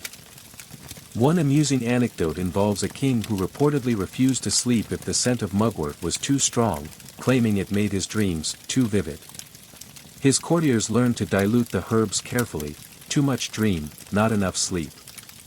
This delicate balance between stimulation and calm shows the nuanced understanding of sensory influence on sleep. Historians still debate whether these effects were placebo, herbal medicine, or early pharmacology. You might wonder how such careful design compares with modern bedrooms, stuffed with gadgets and harsh lights, yet somehow less restful. There's a lesson buried in those cornerless rooms: sometimes, the simplest shapes and senses matter most. As you imagine yourself wrapped in warmth, gently breathing in the herbal steam, hearing the soft tapping of rain-like sounds, you feel how every detail was meant to support the king's health and dreams. Your own breathing slows, matching the rhythm of this ancient space, and the gentle night folds you in. Sleep, after all, is the oldest medicine. As you slip deeper into that warm, cornerless chamber, it's time to consider the subtle political power woven into those walls, the silent influence the king's sleep space had over the court and beyond. You might assume that a sleeping room is a private, personal sanctuary. But in early Korean palaces, even sleep was a stage for power plays and symbolism. The rounded, cornerless design wasn't just about comfort or cosmology, it sent a message to everyone in the kingdom. Historians agree that royal architecture functioned as political theater. The king's bedroom was a symbol of his ability to unify a diverse realm, to hold power without sharp edges or division. Some fringe scholars argue that the very shape of the room was a subtle warning to nobles: in my space, there are no corners to hide in. No sharp edges to plot against me. And there's a delicious irony here: while the king's sleeping room avoided corners, the political intrigues around him were anything but smooth. Courtiers, advisors, and royal relatives often schemed under the same roof, and sometimes, the king's sleep became a battlefield, whether in dreams or reality. You might smile imagining courtiers tiptoeing in the dark, whispering secrets, or the queen carefully arranging incense to calm a restless husband who suspected treachery. One quirky detail is the use of mirrors in the king's chamber, arranged strategically to reflect images multiple times, confusing potential spies or evil spirits trying to gather information. Some say this was an early form of surveillance, a way to keep the king's enemies guessing. Historians still debate whether these mirror placements were purely spiritual or had practical security purposes. Then there's the fascinating role of the sleep guards, elite warriors who protected the king even in his most vulnerable state. They were trained to sense changes in the room's energy and wake the king if danger approached. They carried no weapons inside the chamber to avoid accidents, relying instead on alertness and intuition. It's a bit like having a bouncer for your dreams. Another political layer involved the rituals before sleep. The king often recited affirmations or prayers aloud, reinforcing his divine right to rule and warding off challengers, even as he drifted toward unconsciousness. One record amusingly notes a king who had to repeat his royal mantra 5 times each night before succumbing to sleep, leading his attendants to joke that he was drilling for the throne even in bed. Historians still argue about how much sleep rituals shaped the king's public image versus his private peace. But the impact on court politics was undeniable. The king's bedroom was a powerful symbol, an arena of influence where power and vulnerability intertwined in the soft glow of lantern light. You imagine yourself there, sensing the tension beneath the calm, the subtle games played not with swords but with scent, light, and silence. And just like that, sleep becomes not just a refuge, but a realm where the future of a kingdom is quietly forged.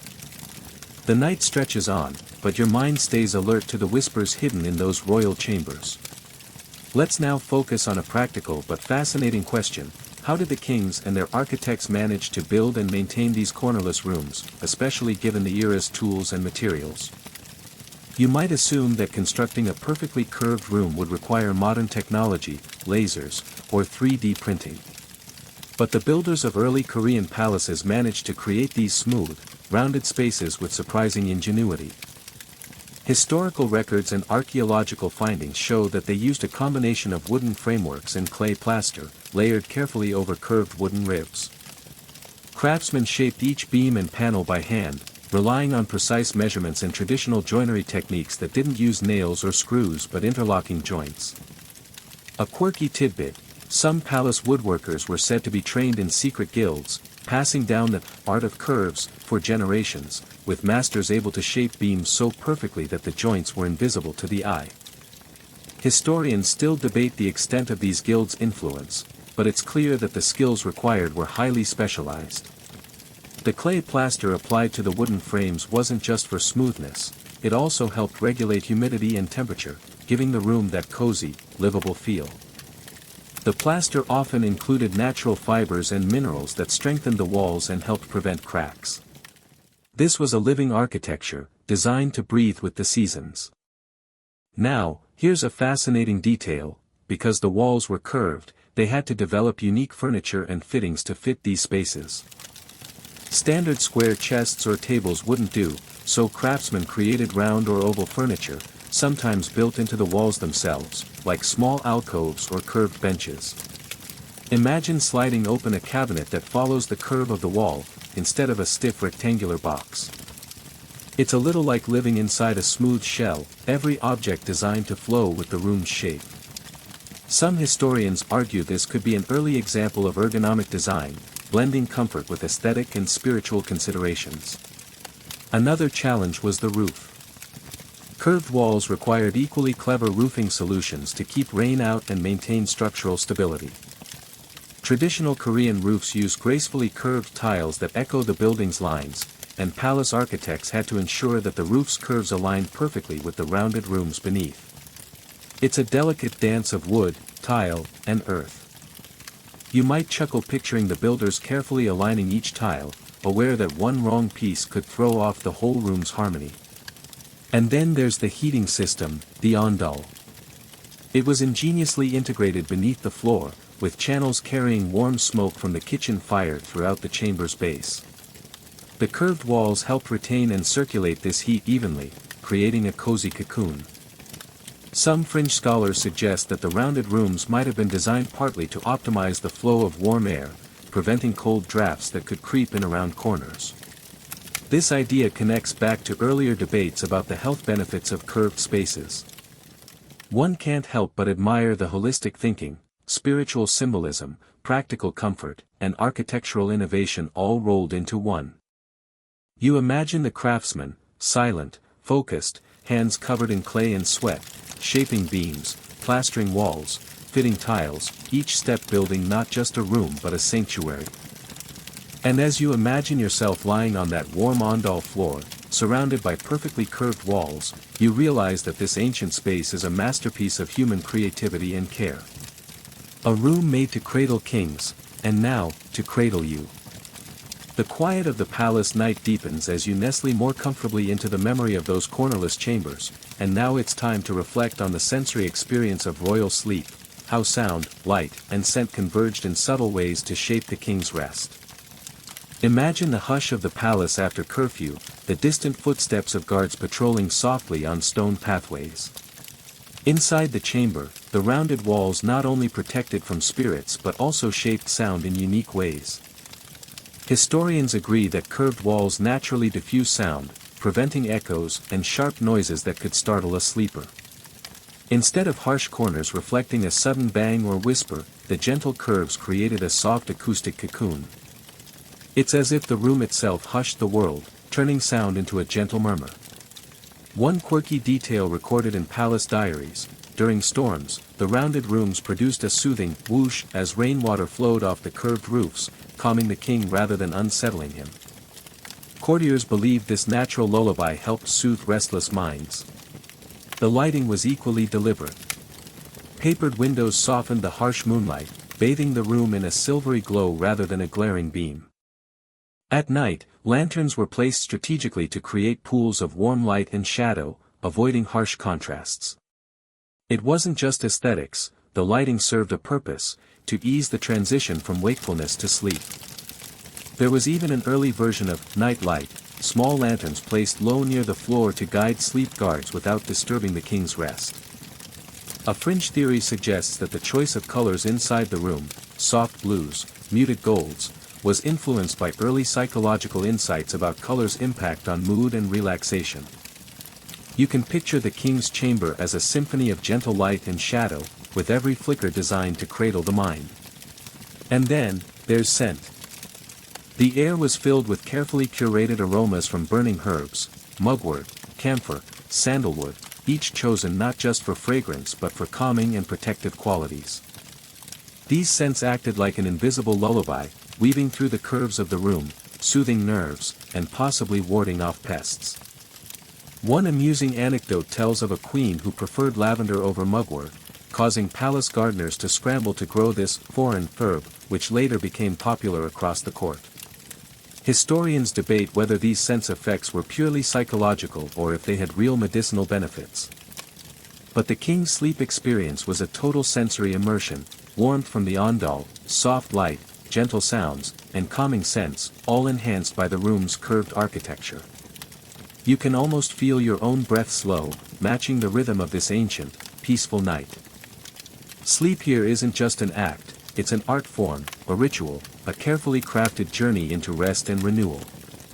And as you lie beneath those curved walls, you realize the king's bedchamber was less a room and more a haven, a place where every sense was tuned to harmony.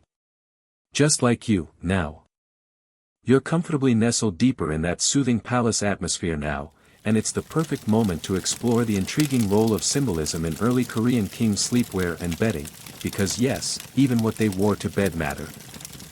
Historical records reveal that royal sleepwear wasn't just about comfort or modesty. The king's pajamas, or dopo, were often embroidered with subtle motifs representing cosmic order, dragons, phoenixes, clouds, and waves, symbols of power, renewal, and harmony. This wasn't fashion for fashion's sake.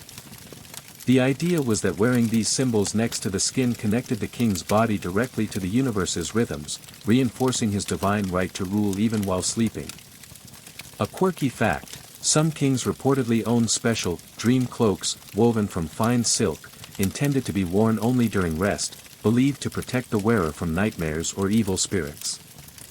These cloaks often had circular patterns echoing the room's cornerless design, round and flowing, a physical manifestation of safety and continuity. Historians still debate whether these dream cloaks were a widespread tradition or exclusive to certain rulers. The bedding itself was equally symbolic. The mattresses were typically filled with mulberry bark or buckwheat hulls, materials thought to promote health and support good posture. And the sheets? Often dyed with natural pigments, like indigo or safflower, carrying their own meanings, indigo for calm and protection, safflower for vitality. One fascinating fringe idea suggests that the tactile sensation of these natural materials was intentionally chosen to influence the king's dreams, soft textures to invite pleasant visions, rougher ones to ward off nightmares. You might find it amusing that some kings were quite particular about these textures, sometimes rejecting entire batches of bedding because the feel wasn't quite right, causing royal laundresses no end of frustration.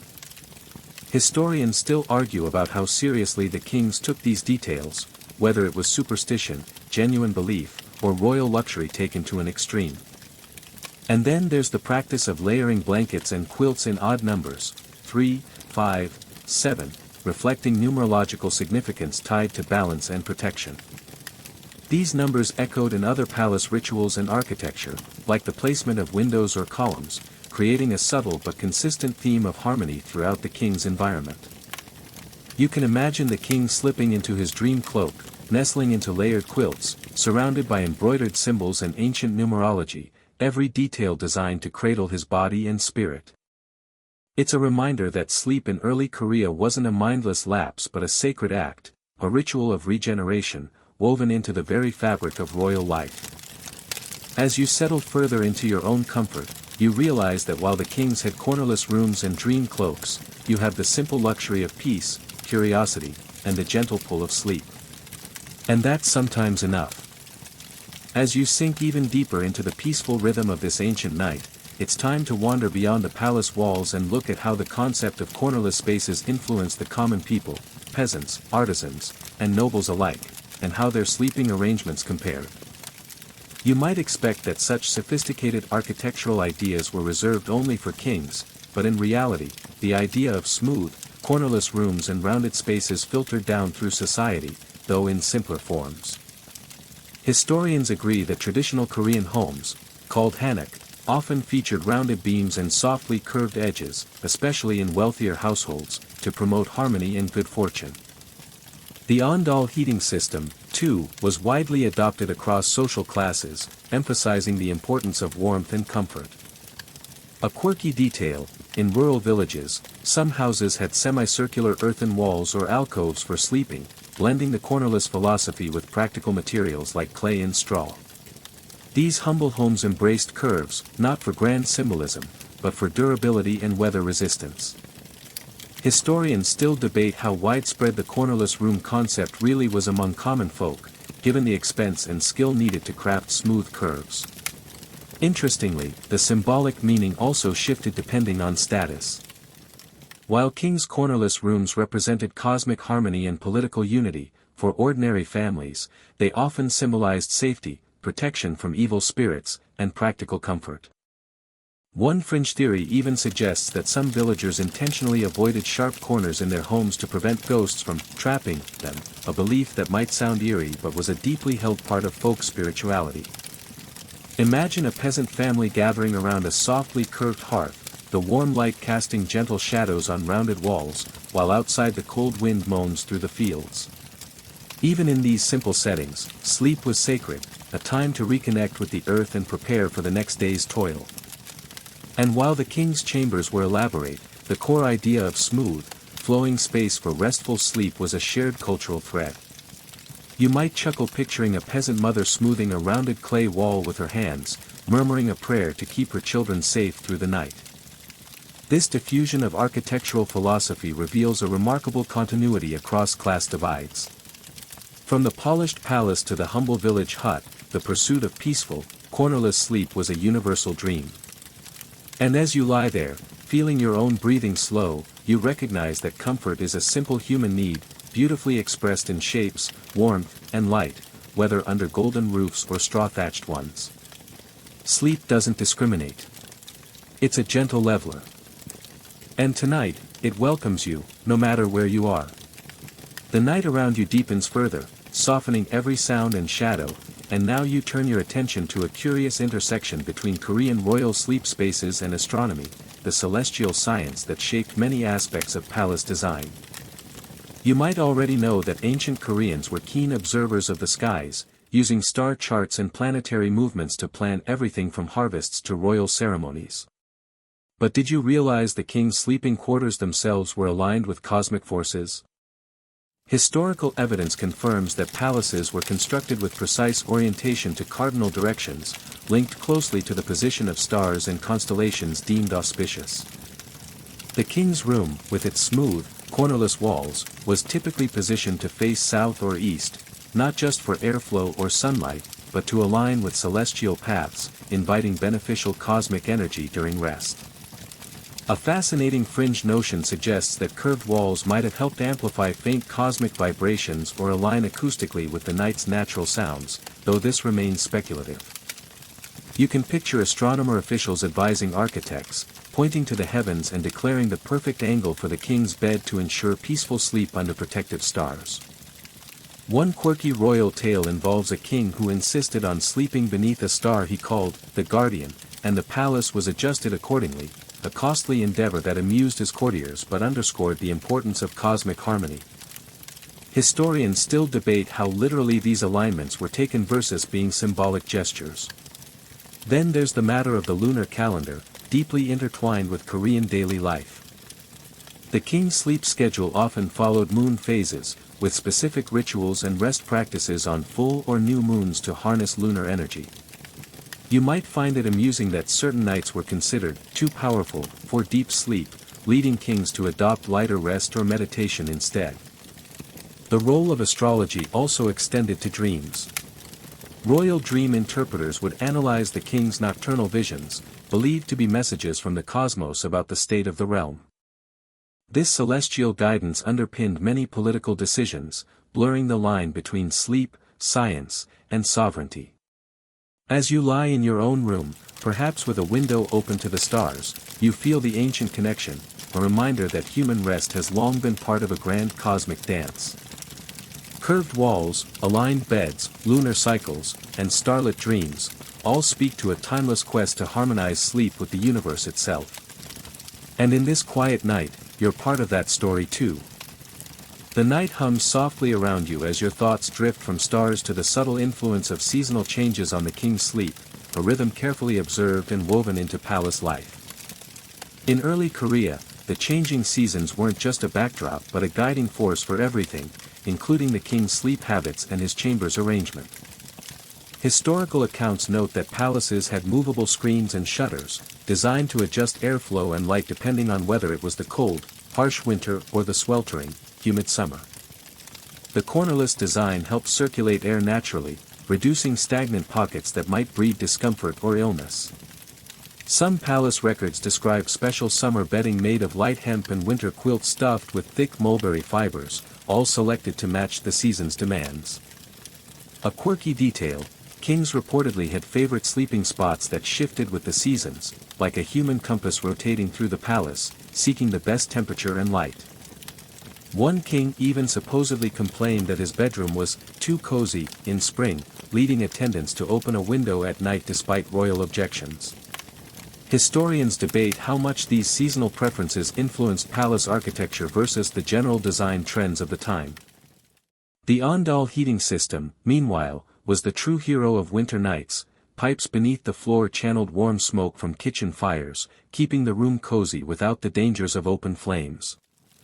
You might find it fascinating that in some cases, the heating system was used sparingly in spring and fall, relying more on the room's shape and window placement for temperature control. This seasonal adaptation extended to lighting and scent, too. In summer, lighter floral aromas replaced heavier incense to keep the air fresh without overpowering, while winter nights welcomed deeper, woodier scents thought to guard against colds. Historians still argue whether these subtle changes were consciously designed or evolved naturally from trial and error. The palace calendar also included sleep-related rituals tied to solstices and equinoxes, times when kings fasted, meditated, or altered sleep patterns to sync with the Earth's cycles. You can almost see the king rising earlier on the winter solstice, wrapped in silk robes, contemplating the long night ahead, while on the summer solstice, perhaps resting late into the morning with windows open to the dawn chorus. This seasonal sensitivity wasn't just about comfort, it was a profound expression of harmony with nature, a core value in Korean philosophy. As you sink deeper into your own rest, feeling the night's gentle ebb and flow, you realize that sleep, like the seasons, is a cycle, sometimes warm, sometimes cool, always shifting. And just like those early kings, you're part of this timeless dance. The gentle night stretches on, and now your mind drifts to the fascinating rituals surrounding the king's bedtime, a mixture of ceremony, superstition, and very practical concern. You might be surprised to learn that going to sleep for a Korean king wasn't just about climbing into bed and closing your eyes. It involved a carefully choreographed sequence of actions, performed by attendants trained in palace protocol.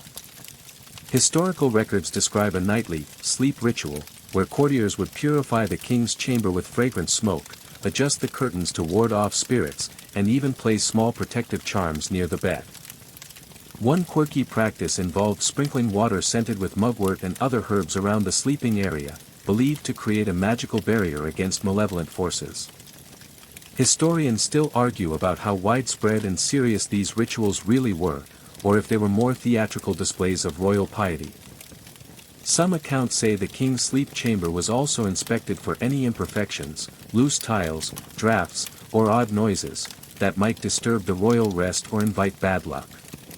Imagine a vigilant attendant tiptoeing around the cornerless room, keenly listening for any creaks or whispers. Interestingly, the king's sleep was often staggered, with attendants taking turns staying awake nearby, ready to respond if any supernatural or political threat arose during the night. This watch system ensured the king's uninterrupted rest but also served as a subtle reminder of the heavy burden he bore, even in sleep. A fringe theory proposes that these rituals and watches helped enforce a sense of order and calm, reassuring both king and court through disciplined routine.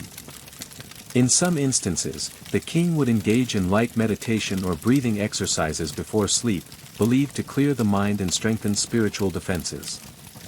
You might find it amusing that some kings were said to practice sleep by lying still with eyes closed during the day, preparing for the intense mental focus needed at night. These bedtime routines reflect the merging of physical comfort, spiritual protection, and political symbolism, where sleep was a vital performance as well as a necessity. As you relax deeper into your own night, you can feel the layers of history folding gently around you. Sleep was never just sleep in those cornerless chambers, it was a sacred act, wrapped in smoke, ritual, and watchful eyes. And tonight, as you settle in, you join that long line of sleepers, cradled by tradition and quiet care. The night deepens, carrying you gently through the folds of ancient customs, and now you find yourself pondering the curious relationship between the king's sleep and palace security, because in early Korea, even your bedtime could be a matter of state security. You probably wouldn't imagine it, but the king's cornerless sleep chamber wasn't just a restful sanctuary, it was also a fortress of subtle design meant to thwart spies, assassins, and political intrigue. Historians confirm that palace architects incorporated secret passageways and hidden doors near royal quarters, allowing guards to move swiftly and unseen, especially during the vulnerable hours of sleep. The rounded walls, apart from spiritual reasons, also had a practical advantage. They limited the number of hiding spots for enemies and made eavesdropping more difficult. One quirky story tells of a guard who once tried to smuggle a message to a rival faction through a cleverly concealed wall panel but was caught because the curved design betrayed the slightest misalignment. Scholars still debate how extensive these secret architectural defenses were and how much they actually prevented palace coups. Additionally, the king's bed was often placed strategically to allow a clear line of sight to the entrance, even in dim light, making it easier to detect any unusual movement. You can picture the king waking slightly in the night, instinctively sensing the rhythm of footsteps or whispered conversations just beyond his chamber. Some kings reportedly slept with a trusted sword or dagger within reach, a quiet reminder that rest and vigilance walked hand in hand. A fringe theory proposes that the cornerless rooms could have amplified certain sounds, footsteps, whispered voices, making it easier to detect threats early. And because the chambers were designed to minimize sharp corners, there was less chance of physical injury during a hurried defense or escape. The palace night watch was a complex, highly coordinated effort with guards communicating through signals and discreet lanterns. You might smile imagining a guard nodding off during his shift, only to be jolted awake by the echo of his own footsteps bouncing oddly off the curved walls. All these measures underline a critical truth: for early Korean kings, sleep was never entirely free from the weight of power and peril. But amid this tension, those smooth, cornerless walls offered a kind of sanctuary, a space where vulnerability met strength. And now, as you drift closer to your own dreams, you carry with you the sense of a world where safety and rest were crafted together, in stone and smoke and silence. The night air feels still as you continue drifting through these ancient chambers, and now your mind turns to the curious interplay of dreams and divination in the sleep rituals of early Korean kings, where dreams weren't just personal experiences but messages from the divine. Kings in early Korea often regarded their dreams as prophetic insights, glimpses into the future or warnings about the kingdom's fate. Dream interpretation was a serious business, with specialists known as somnomancers who analyzed the king's nocturnal visions. Historical texts record that certain dreams, like sightings of dragons or strange animals, were taken as signs to prepare for war, harvests, or political change. You might find it fascinating that some kings would intentionally cultivate certain dream states by consuming herbal concoctions or sleeping in specific positions, hoping to encourage beneficial visions. A quirky detail: one ruler reportedly kept a small collection of dream journals, where scribes documented his dreams night after night, trying to find patterns or recurring symbols.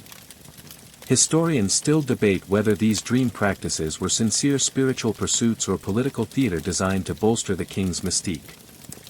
The cornerless design of the sleep chambers, some scholars argue, was meant to prevent trapped spirits from interfering with dreams, ensuring clearer communication with the divine. One fringe idea even suggests that the round walls helped create a kind of dream resonance, amplifying the spiritual energy of the room. You can imagine the king waking from a vivid dream, summoning his trusted advisors to discuss its meaning, decisions made in the early morning based on images seen only in sleep.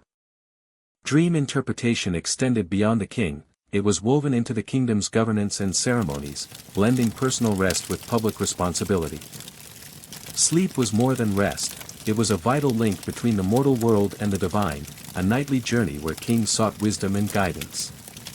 As you sink further into your own night, you might smile at the thought that, centuries ago, dream messages shaped history itself. And in this quiet moment, you become part of that ancient conversation, resting in the glow of timeless mystery. The night's calm envelopes you, and now your thoughts drift toward the intriguing art and decoration within the king's cornerless chambers, subtle yet potent elements designed to influence sleep and spirit. Unlike many royal rooms in other cultures, early Korean royal chambers avoided harsh, angular decoration, favoring smooth, flowing patterns that echoed the rounded walls. These designs often incorporated natural motifs: clouds drifting, waves curling, mountain silhouettes, rendered in soft, muted colors meant to soothe the eye and mind. Historians note that the painted walls and hanging scrolls weren't just decorative but carefully chosen to align with Confucian and Buddhist ideals of harmony and tranquility. A quirky tidbit: some rooms featured silk tapestries embroidered with gold thread depicting mythical creatures like Hades, lion-like beasts said to ward off fire and evil spirits, adding a protective layer to the room's ambience. Historians still debate whether these visual elements primarily served aesthetic purposes or carried deeper ritual significance. Light played a crucial role, too. Lanterns made of paper and wood were placed strategically to cast gentle, flickering shadows that complemented the room's curves, avoiding the harsh glare that might disturb rest. You can imagine the king relaxing in his cornerless chamber, surrounded by soft light and flowing patterns that eased his mind toward peace. One fringe theory suggests that the rounded shapes and rhythmic designs may have had a hypnotic effect, helping the king enter a deeper sleep state faster. Interestingly, some tapestries were changed seasonally, swapping cool blues and greens for warmer reds and golds, reflecting the shifting moods of nature. These artistic choices connected the king not just to beauty but to the cycles of life and philosophy deeply ingrained in Korean culture. You might smile picturing a royal artist painstakingly stitching a Hades mane in gold, knowing that their work would guard the king through the night. This delicate balance of art, light, and architecture reveals a sophisticated understanding of the senses and their role in rest. And as you settle more comfortably into your own space, you realize that sleep, artfully framed, becomes not just a pause but a ritual of restoration. The night is quiet and deepening now, and your mind drifts toward a surprising but fascinating element of early Korean royal sleep culture: the role of sound and silence in the king's cornerless chambers. You might assume the royal bedroom was a silent sanctuary, but in reality, it was carefully curated with specific sounds, or the deliberate absence of them, to enhance rest and spiritual well-being.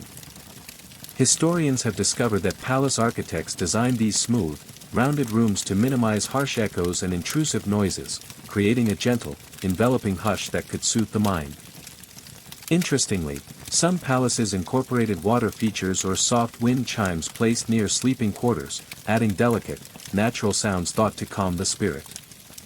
One quirky detail: certain kings reportedly kept small bronze bells by their bedside, which attendants gently rung to signal shifts or ward off malevolent spirits during the night. Scholars still debate whether these sound practices were primarily practical, spiritual, or a bit of both. Some fringe theories suggest that the curved architecture might have actually amplified specific frequencies of sound, such as whispered prayers or ritual chants, intended to protect or heal the sleeper. You can almost hear the soft rustle of silk robes, the distant murmur of night insects, and the barely perceptible trickle of water, an auditory cocoon embracing the king as he drifts off. There's also evidence that the king's sleeping times were synchronized with the rhythms of the palace's ambient sounds, the changing winds, the quiet flow of the nearby river, even the calls of night birds.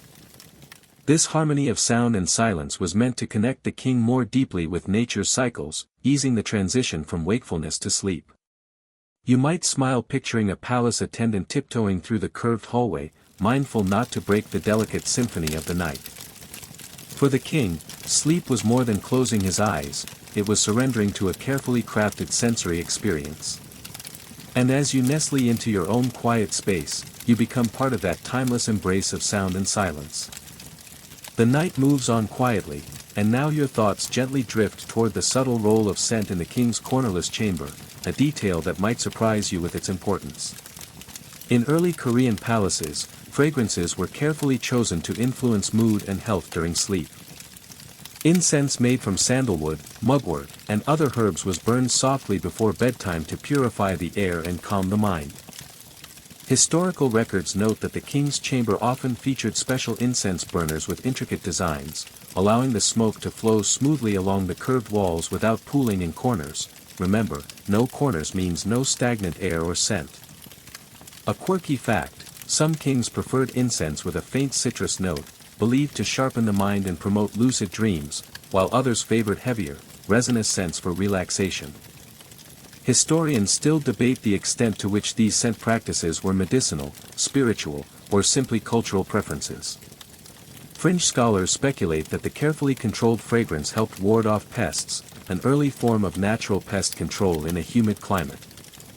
You can almost smell the gentle waft of herbal smoke curling through the rounded chamber, mingling with the scent of fresh silk bedding and polished wood. Scent wasn't just about smell but a form of communication with the unseen world. Some incense recipes were considered sacred, believed to invite protective spirits or banish restless ones. Imagine a courtier lighting a stick of mugwort incense and moving slowly around the room, watching the smoke spiral gracefully along the smooth walls, a ritual as much about peace of mind as cleanliness. These aromatic rituals intertwined health, spirituality, and art, transforming sleep into a sensory experience that touched every sense. As you breathe in your own room's familiar scents, whether fresh linen or evening air, you join a long tradition of humans using smell to create calm and comfort. And tonight, that invisible thread of fragrance carries you softly into rest. The night deepens like a slow, velvety wave as your mind turns to a fascinating and lesser-known aspect of the king's sleep, the influence of health practices and medical beliefs in shaping those cornerless chambers and royal routines. Early Korean kings didn't just rely on architecture and ritual to protect their sleep, they followed medical advice grounded in traditional Eastern medicine, blending herbal remedies, massage, and breathing exercises into their nightly habits. Historical texts reveal that doctors closely monitored the king's sleep patterns, often prescribing specific teas or concoctions designed to promote restorative sleep or treat ailments caused by palace stress. One quirky example, a king reportedly insisted on a nightly cup of chrysanthemum tea, thought to cool the body's heat and encourage clear dreams. Historians still argue whether these medical interventions were highly effective or more symbolic, reinforcing the king's aura of wellness and control. The cornerless room design, some healers suggested, helped maintain a balanced flow of qi, the vital life energy, preventing it from stagnating in sharp corners, thus promoting physical and mental health during rest. You can imagine royal physicians carefully adjusting the king's sleeping environment, tweaking everything from pillow height to room temperature according to the seasons and the king's constitution. Fringe theories propose that the rounded walls and smooth surfaces also minimized allergens and dust accumulation, primitive but effective air purification methods. Massage therapists and acupuncturists were also part of the nightly court, helping the king relax and releasing tension before sleep. You might smile at the thought of a royal masseuse kneading the king's shoulders while courtiers stand respectfully in the background, waiting for their turn or the evening report. These health practices highlight how sleep was not just a passive state but an active, carefully managed part of the king's overall well-being. As you nestle deeper into your own bed, feeling the rhythm of your breath and the weight of the sheets, you join a timeless tradition of using every tool, architecture, medicine, ritual, to cradle the body and mind toward rest. And in that quiet, shared human experience, the past and present softly converge. The night stretches on, its calm unbroken as your thoughts turn to the social world surrounding the king's sleep, specifically, the delicate dance of etiquette, secrecy, and palace politics that unfolded in and around those cornerless chambers. While the king rested, his court remained a buzzing hive of whispered conversations, cautious movements, and carefully choreographed service, where every gesture could carry meaning, and every moment was loaded with protocol. Historical accounts reveal that attendants and eunuchs trained extensively to enter the royal sleeping quarters with the utmost respect, avoiding shadows, loud footsteps, or any hint of disturbance. A quirky detail, some eunuchs reportedly memorized intricate codes to communicate messages silently during the night, using subtle gestures or the position of objects in the room. Historians still debate the extent to which these nighttime communications influenced palace intrigue or merely reinforced the king's authority. The king's sleep was enveloped in secrecy, even the closest courtiers might only glimpse the royal chamber in the dimmest light or during designated times. You might picture a nervous attendant, eyes flickering anxiously as he waits for the king to fall asleep before quietly adjusting the curtains or lighting a soft lantern. Political rivals often watched the king's sleep patterns carefully, interpreting restless nights or changed routines as signs of weakness or illness. This interplay of vulnerability and power made sleep a double-edged sword, a private necessity entwined with public spectacle. Fringe scholars suggest that some sleep disturbances were deliberately staged or exaggerated to influence court opinion or justify political moves. You can almost hear the hushed exchanges in shadowed corridors, the subtle shifts in palace atmosphere tied to the rhythms of the king's rest.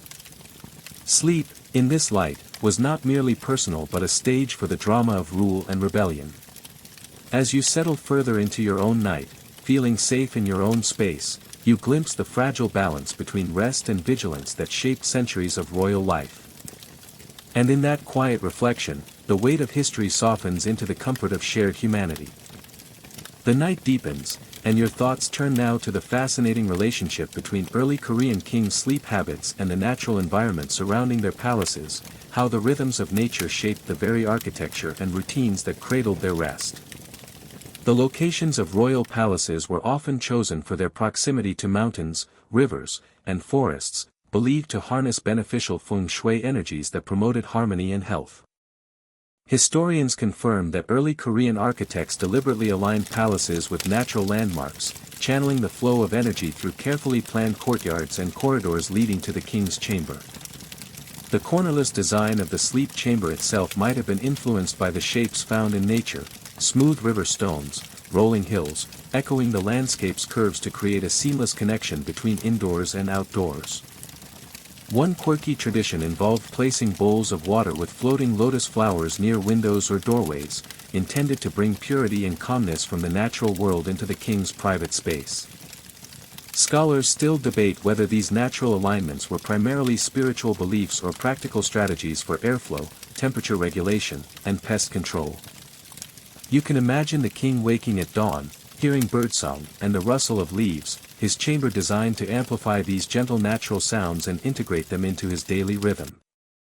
Fringe theories suggest that the rounded room shape encouraged better circulation of fresh air from nearby gardens, improving sleep quality long before modern ventilation systems. The connection to nature extended beyond architecture. Seasonal changes influenced sleep routines, with different bedding, clothing, and even sleeping locations depending on the time of year. You might smile picturing the king slipping outside to a cool garden pavilion for a moment of moonlit meditation before returning to his rounded chamber. These practices reveal a profound respect for nature's cycles, woven into the very fabric of royal rest and renewal. As you nestle into your own nighttime rhythms, you carry forward an ancient tradition of living in sync with the world around you. And in that harmony, you find a quiet invitation to peace. The night gently unfolds as your mind settles on the fascinating influence of astronomy and timekeeping on early Korean kings' sleep, because even in their cornerless chambers, the stars and celestial rhythms quietly ruled. Historians agree that Korean royalty closely observed lunar cycles and stellar patterns, believing that the heavens' movements governed earthly affairs, including health and fortune. Palaces often featured skylights or open windows positioned to track specific stars or the phases of the moon, helping the king's advisors determine auspicious times for rest, rituals, or state decisions. A quirky fact: some kings used water clocks to measure the passing of the night, with attendants monitoring these devices to ensure precise waking times for prayer or council. Scholars still debate how much these astronomical practices shaped daily routines versus serving symbolic or ceremonial purposes. The rounded, cornerless chambers, some argue, facilitated the projection of soft moonlight inside, casting gentle glows that aligned with specific celestial events. Fringe theories suggest that these rooms might have been designed to optimize exposure to beneficial moonlight, believed to enhance the king's spiritual and physical well-being during sleep. You might imagine the king gazing out through a rounded window at a silver crescent moon, feeling a quiet connection to the vast cosmos as he prepares for rest. Ancient Korean calendars also influenced sleep schedules, with certain days marked for extended rest or special rituals tied to planetary alignments. The king's sleep was thus not just a personal affair but woven into the grand tapestry of time and space, linking earthly power to cosmic order. As you close your eyes tonight, perhaps you feel that same ancient rhythm, a pulse that ties your own breathing to the silent dance of stars overhead. And in that thought, the night whispers its timeless lullaby. The night is near its deepest point now, and your thoughts settle on the enduring legacy of these cornerless chambers and early Korean royal sleep rituals, how these ancient practices echo through time, subtly shaping culture and architecture even today. Though the kings and their palaces belong to a distant past, the principles behind their sleep spaces, harmony with nature, mindful design, ritual care, continue to inspire modern spaces focused on rest and well-being. Historians point out that many traditional Korean homes, or hannaks, still incorporate elements like rounded doorways and soft, flowing lines, drawing on the same philosophies that shaped those ancient chambers.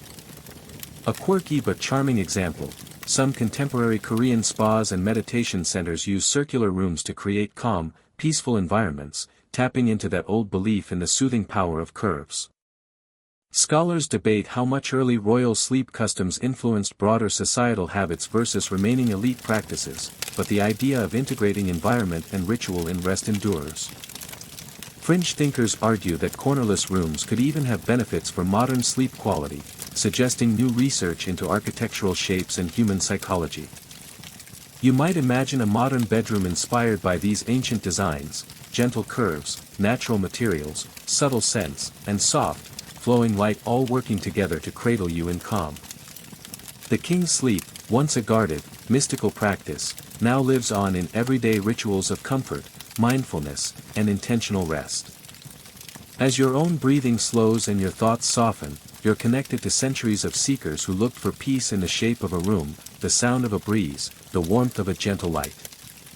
And now, as the world outside grows quiet and your eyelids grow heavy, you carry these stories softly into your dreams, a quiet bridge from past to present. Rest well, knowing you share a long, peaceful lineage of sleepers.